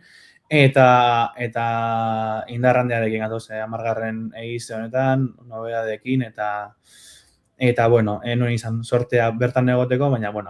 honetan emintxe gaude. Aipatu duzu ez, helburuak eta beharrak izan direla oso finkatuta hasieratik ez, euskal presoen etxeratze prozesua, bai duintzeko, eta bai bertan daudenei ere laguntzeko sortutako proiektua dela, baina izango da ziurrenik jendea bertaratzen dena ez, jakin gabe ere noradoan eta jaialdi bat delakoan bakarrik. Bai, ez dakit zorionez edo zoritxarrez, ez dakit ondo oraindik nik pertsonalki non kokatu, baina egia da zorionez belaunaldi gazteek ez dutela bizi izan garai batean bizitako errepresio horiek, baina, garrantzitsua da belaunaldi guztiek egitea, beraien ekarpena alik eta alduten enean bintzat. 10 urte hauetan preso eta ieslaien egoera nabarmen aldatu da, ondorioz beharrak ere bai aldatu egin dira. Eta dispertsioak eragindako milaka kilometroen gastuak, defentsa juridikoak eta egun, gertatzen ari diren kaleratze prozesu horietan Arrera Elkartearen bidez eta bizi baldintza duinak lortzeko prozesu hori guztiak bere behar izan ekonomikoa dute eta behar izan sozial ere bai. Eta nolabait gu gaztengana ere iritsi nahi dugu bideo horretatik ez, oraindik existitzen dela iraganean asko sufritu izanaren ondorio hori eta ekarpen oro dela gaur egun oraindik beharrezko eta ezinbesteko.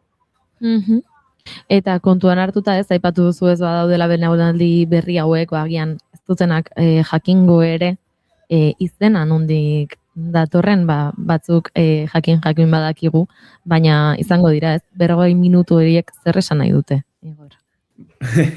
Urtero egiten diguten galdera da, sare sozialetan eta baina nahizuek, 40 minutu zergatik da, 40 minutuko kontzertuak direlako, eta horra azaldu behar da, ez 40 minutu irauten du normalean kartzelan bisitak egoten direnean, 40 minutuko iraupena izaten dute, eta bide batez, gogora ere karri dezakegu 40 minutu sortu zen lehen biziko urte horretan, erabili genuen lema, 40 minutu milaka taupa da, kentzazpiren malen abestiari referentzia eginez, hortik etorri zen guztia, 40 minutuen kontzeptu hori, eta egia da gero eta bisita gutxiago direla zorionez, baina gure izaera eta mantentzen dugu eta garaiak aldatu diren arren 40 minutu deitzen jarraitzen dugu eta lasai egon nahi dira jendea, sarrera esten duen jendea, normalean kontzertuak orduta 5, orduta 10, horrelako zerbait irauten dute eta ez 40 minutu. Eta aipatu dugu ez, kontzertuak izaten direla ez, bi holtzatan banatuta inor, baldin badago, oraindik joan ez denik edo ezagutzen ez duenik jaialdi hau, bi holtza izaten dira landako gunearen punta bakoitzean, eta bueltaka ibiltzen da publikoa batzuetan korrika, beste batzuetan lasai pasatzen dira alde batetik bestera, dela brigadeloko ikusteko lehenengo ilara lortu nahi dela, edo zea maiz entzuteko lehenengo ilaran lortu nahi dela. Aurten badituzue ja izen batzuk botata kartelean ikusi ahal izan ditugu, baina pixkanaka joango dira izen gehiago ateratzen, gaur ikusi dugu sareetan agian sorpresaren bat edo egon daitekeela gaur gauean.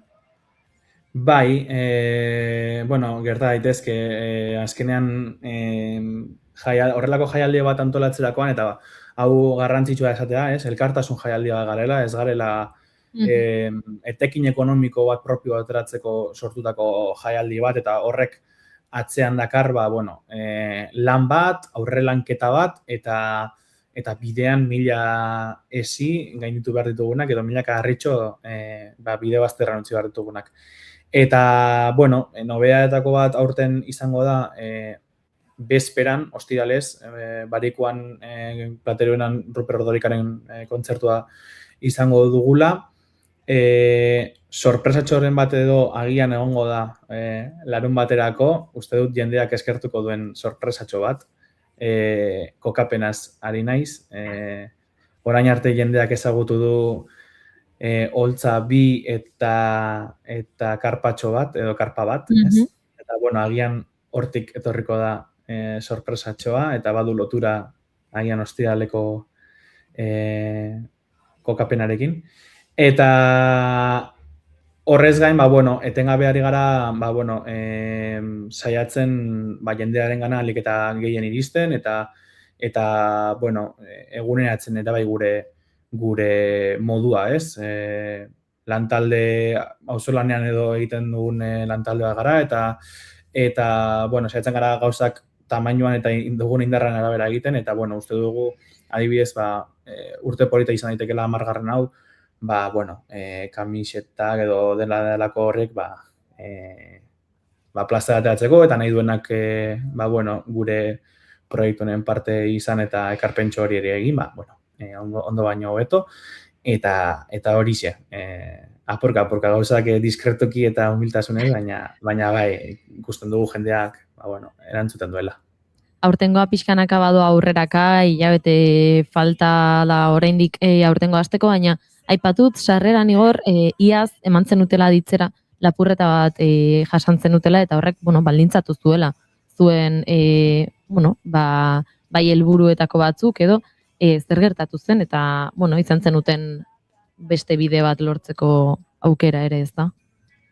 Bai, hor lehenbizi aipatu nahi duguna da, eskertu nahi dugula ekarpen oro, lapurreta horren berri eman genuenetik sekulako babesa jaso izan genuen, diru mordoa emandu doaintzan herriak beste behin, erakutsiz horrelako elkartasun jaialdiekin eta oroar herriarentzako lanean diharduten jendearekin badagoela elkartasun hori eta lan laguntzeko nahi hori grina hori, eta horren bitartez lortu dugu iristea jende gehiagoren gana eta azkenean borroka gehiagoren gana. Barkatuko diazu ez dakit entzuten den, baina auzoki ari dira justu gorra bat egiten.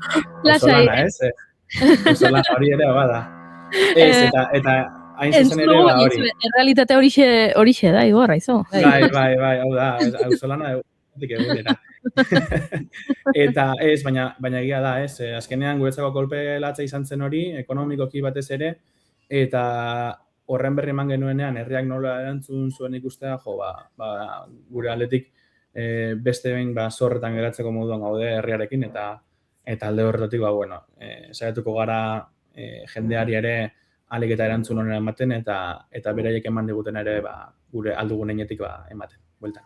Horri pixka bat buelta eman da, aurtengo jaialdia esan dugu, pixkanaka berrikuntzaz berdinak, agian kamisetak ere izango ditugula, eta sorpresatxoren bat espero dezakegula, baina horretarako sarrerak erosi behar dira, eta gaur egun oraindik sarrerak badaude, ezta? Bai, oraindik badaude, baina argi biliz, Elorrian ja bukatu ziren, beti izan da Elorri oso musikazale eta baina bai, esan behar dugu, sarrerak oraindik eskuragarri daula hainbat puntutan, aste gutxi barru hiriburuetara bakarrik mugatuko gara, hori urteroko kontua da, beraz horretarako ere egon daila jendea, eta ezin badu hurbildu puntu batera ere, beti dago online hartzeko aukera, deno dakigu online ere ordaintzeak ze bide sari duen, hortzi ordaintzari, baina ezin duenak horti dauka aukera, eta bestela esan dakoa, Durangon, Beasainen, Bergaran, Donostian, badago aukera, Baionan ere oraindik, badago aukera lortzeko. Egun osoko plana izango da otsailaren 21-koa, eta bai pixkat bukatze aldera Igor galdetu nahi nizuna, asteburu honetan ez, esaldia izan da, asteburu honetan ezin da gehiago luzatu. Izan dugu oso aldarri eta oso presente, 40 minuturrok zenbat gehiago luzatuko da, edo luzatu daiteke? Behar den beste. gu lantaldetik motivazio handiarekin hurbiltzen gara data hauetara eta esan duzun bezala, ez? Preso eta ieslariak kalean eta gure herrian egotea ezin da gehiago luzatu, sufrimendua gehiegi luzatzen ari da. Aldiz jaialdiak beharrek eskatzen duten beste iraungo du, esan bezala, egun harrera elkarteak adibidez egiten duen lana ikusita, ikusten da beharra oraindik handia dela, ez? Eta ez bakarrik ekonomikoki ere bai, azkenean bergizarteratze prozesu horiek oso garestek izaten baitira, eta azkenean kontziente izan behar gara bergizarteratze prozesu horiek ez direla justuak. Beraz, hori ere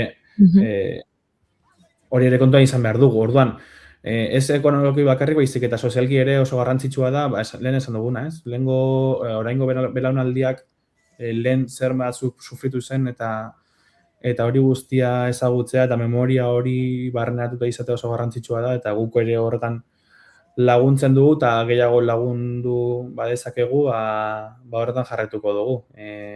Gero prozesu hau espero dugu laster iztea eta behin hori zarratuta, ikusiko dugu zer gertatzen den, ez? Atortxuk bere etaparekin bukatu zuen, orain askek hartu du nolabait testigua, eta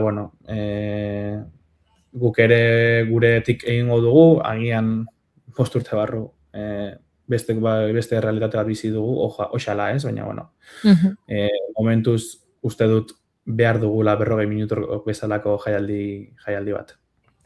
Eta azkenik, Igor, aprobetxatuz hemen gaudela, galdetu nahi nizun, agian izango da txandalarien beharrik, horrelako gauzetan auzolana beti behar izaten da, hemen utziko dizut tartitxo bat, nahi izan ez gero, deialditxo bat edo egiteko.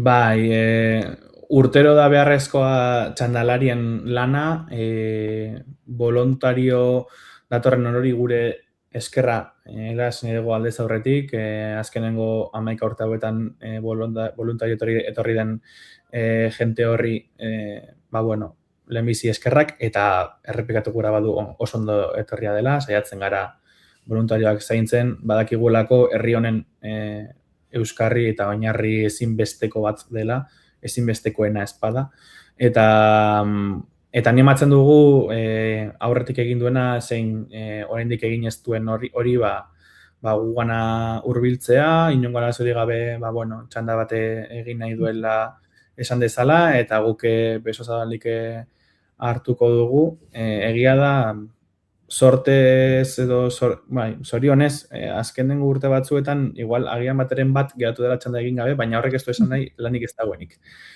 Orduan, lasai idatzi diezagula sare sozialetatik eta eta guk erantzungo dugu. Eskerrik asko Igor hau guztia kontatzeagatik, gogoratuko dugu, otsailaren 20an ekitaldia egingo da eta Ruper Ordorikaren kontzertua izango dira, eta 21an izango dugu 40 minuturrok, beraz eskerrik asko Igor, eta ondo ondadila urtengoa ere. Eskerrik asko zuei eta berdinan ikusiko gara. Agur! Acapado un pistolero arrantzale eta marinero jago zuen atzo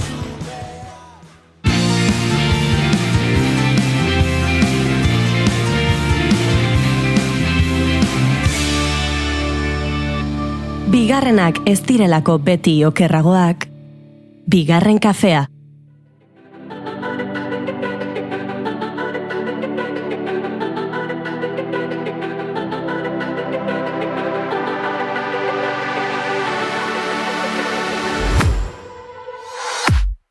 I was a ghost, I was alone,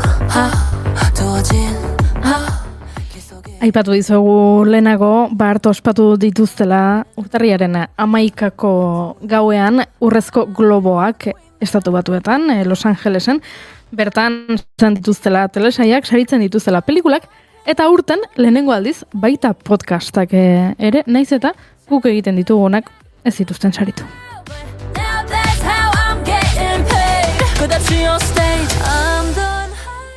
Eta esan dugu irabazleen inguruan ariko ginela, eguerdiko 12 gainean ditugu eta iaia astirik gabe geratu gara, baino aipatu nahi genuen noski abesti hau June Romatetek ekarri zigun duela hilabete batzuk puri-purian tartera, eta abesti honek irabazi du abesti onenaren Urrezko Globoa.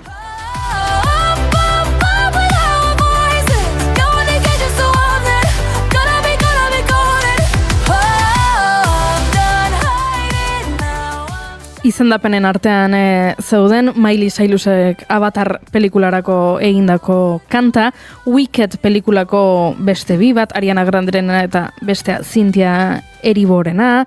Bueno, bazeuden abesti asko, eta asko baita Nick Caven abesti bat, eta etzen erraza jakitea zeinek irabaziko zuen, baina egia da Golden abesti hau entzun dugula azken hilabeteetan asko, eta asko, eta asko, eta June zer esango dugu merezizuela saria. Noski merezizula. No more hiding, I'll be shining like I'm born to be. 'Cause we are hunters, voices strong and I know I believe we're going up. Baina egon dira, saritu gehiago noski, eta pasaden astean hitz egin genizuen One Battle After Another, una batalla tras otra pelikularen inguruan, eta berak irabazi du pelikula, sailak izana du pelikula musikal edo komediazko pelikularik onena, eta horretan One Battle After Another izan da irabazlea. Abestia esan dizuegu Golden izan dela, eta Golden agertzen da K-pop Demon Hunters izeneko pelikulan, berak irabazi du, nola ez animaziozko pelikula onenaren sarian, naiz eta antxe zauden, ezagit, Disneyen apostu handiak adibidez, Elio edo Zootopia, baina K-popek. Azken urteetan Disney beherakada bat jasaten ari da? Bai, nik ere horixe pentsatzen dut. Ikusi duzute bi horietakoren bat? Elio ikusi dut nik. Nik Zootopia. Begira. Eta gozatu nuen, esan beharra dago, edituela oso keinu politak beste pelikulei eta oso ondo dagoela. Bueno, beste pelikula bat aipatzagatik, beste kategoria bat, dramazko pelikula, hemen bazauden Sinner, Sentimental Value, The Secret Angel, I Was Just an Accident, Frankenstein eta Hamnet, eta Hamnetek irabazi du, eta hau haien beste norbaitek gehiago gure Imanol kideak, uste dut, Sentimental Value irabaziko zuela pentsatzen zela.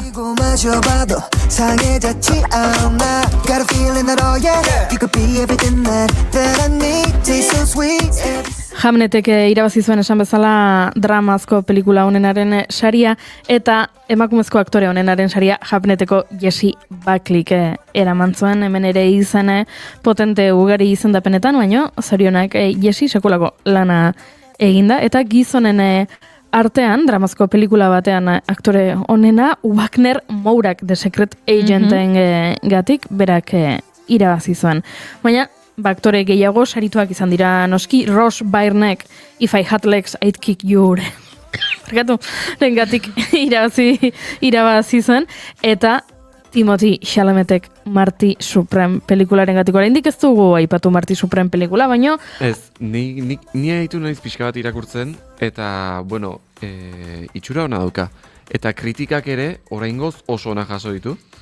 Eta nik gogoakat, gainera ni Timothy Chalamet, gustatzen zait aktore bezala.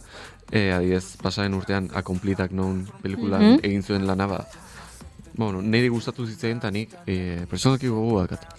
Baita nik ere egia da marketing aldetik, sekulako indarra egin dutela eta esfortzu ekonomikoa eta ari direla marketing aldetik esan bezala, ondo saldu dutela pelikula, baina nik ikusi nahi dut eta esan bezala saria Timotik irabazi du, eta gustatu zitzaidan bere igozenean, badakizue, diskurtsoa dukiten dutela batzuk prestatuta, besteek ez, batzuk luzatzen dira, beste batzuk laburragoak izaten dira, eta Timotei Chalametek esan zuen, berak ekarri nahi zuela lehen lerrora eskertuta egotearen sentsazio hori, ez?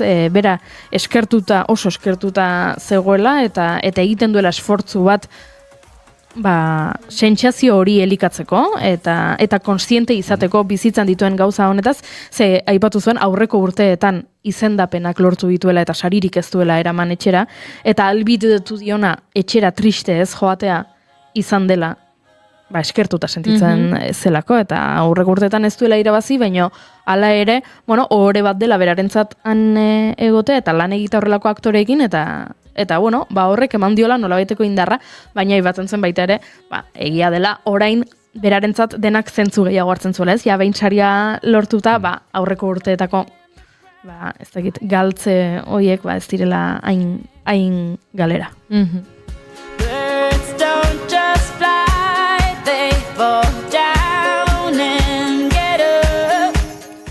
Zuzendaritza onena Paul Thomas Andersonek jaso zuen One Battle After Anotherrengatik, eta baita gidoi onenarena pelikula beraren gatik.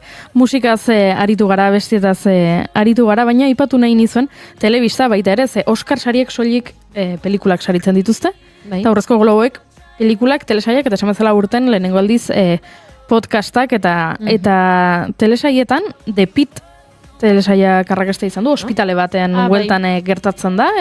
Beti dira arrakastatxoak horrelako telesaiak, ez? Ospitaleak, poliziakoak. Greyren anatomia, horrelakoak, edukitzen dute arrakasta, eta oraingoan depitek ere, sekulako arrakasta, The Studio Apple TV, uste dute, aipatu genuen puri-purianen, berak ere irabazi zuen, eta nolez, June, hemen ere asmatu zenuen, zezuk Adolescence ekarri zenuen, eta telesail labur onenaren saria adolescentzek eramandu ez zenuen zuk ekarri?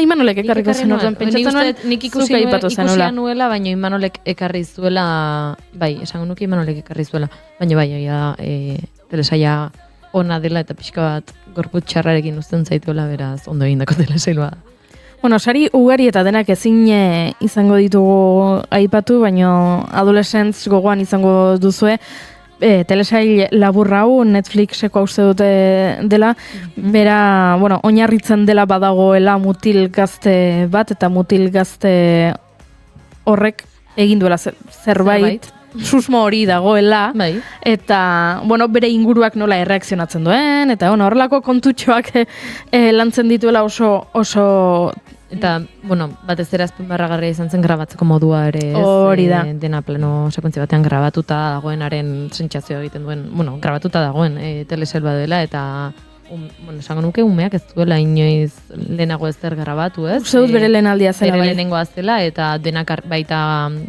grabatzen ari zirenak ere harrituta zeudela ze ondo egiten zuen, eta esan beldur pixka baten baten zidan umea ikusteak egia.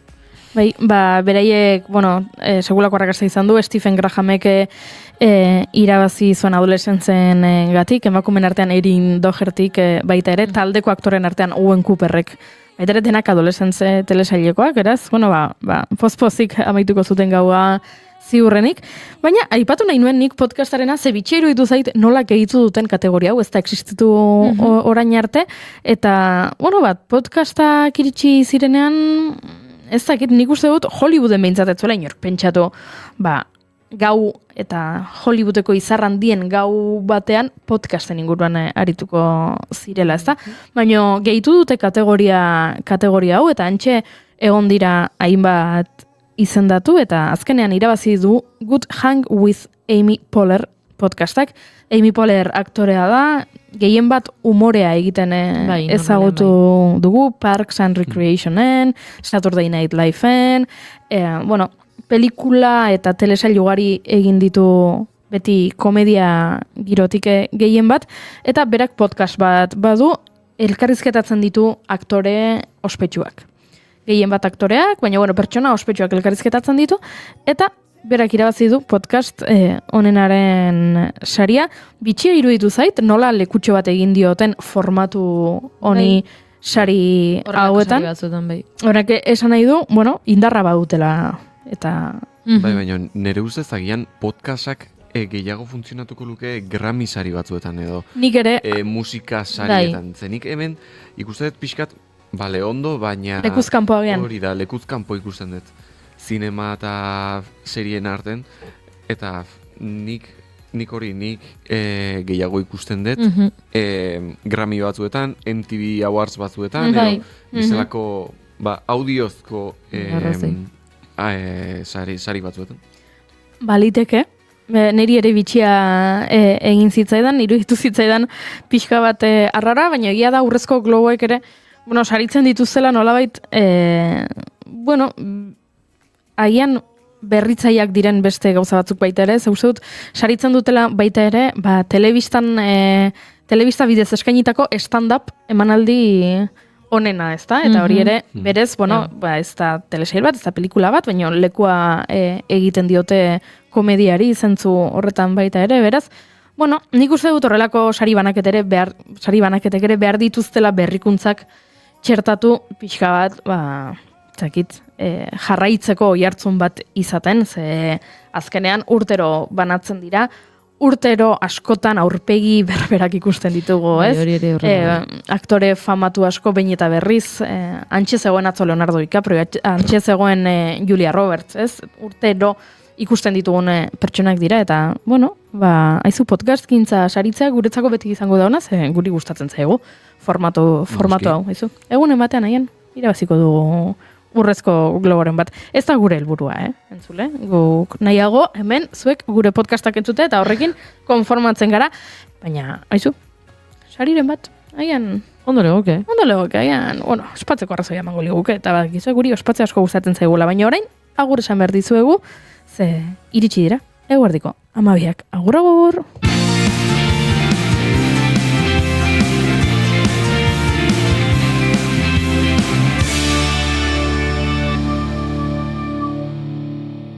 Keep calm and bigarren kafea.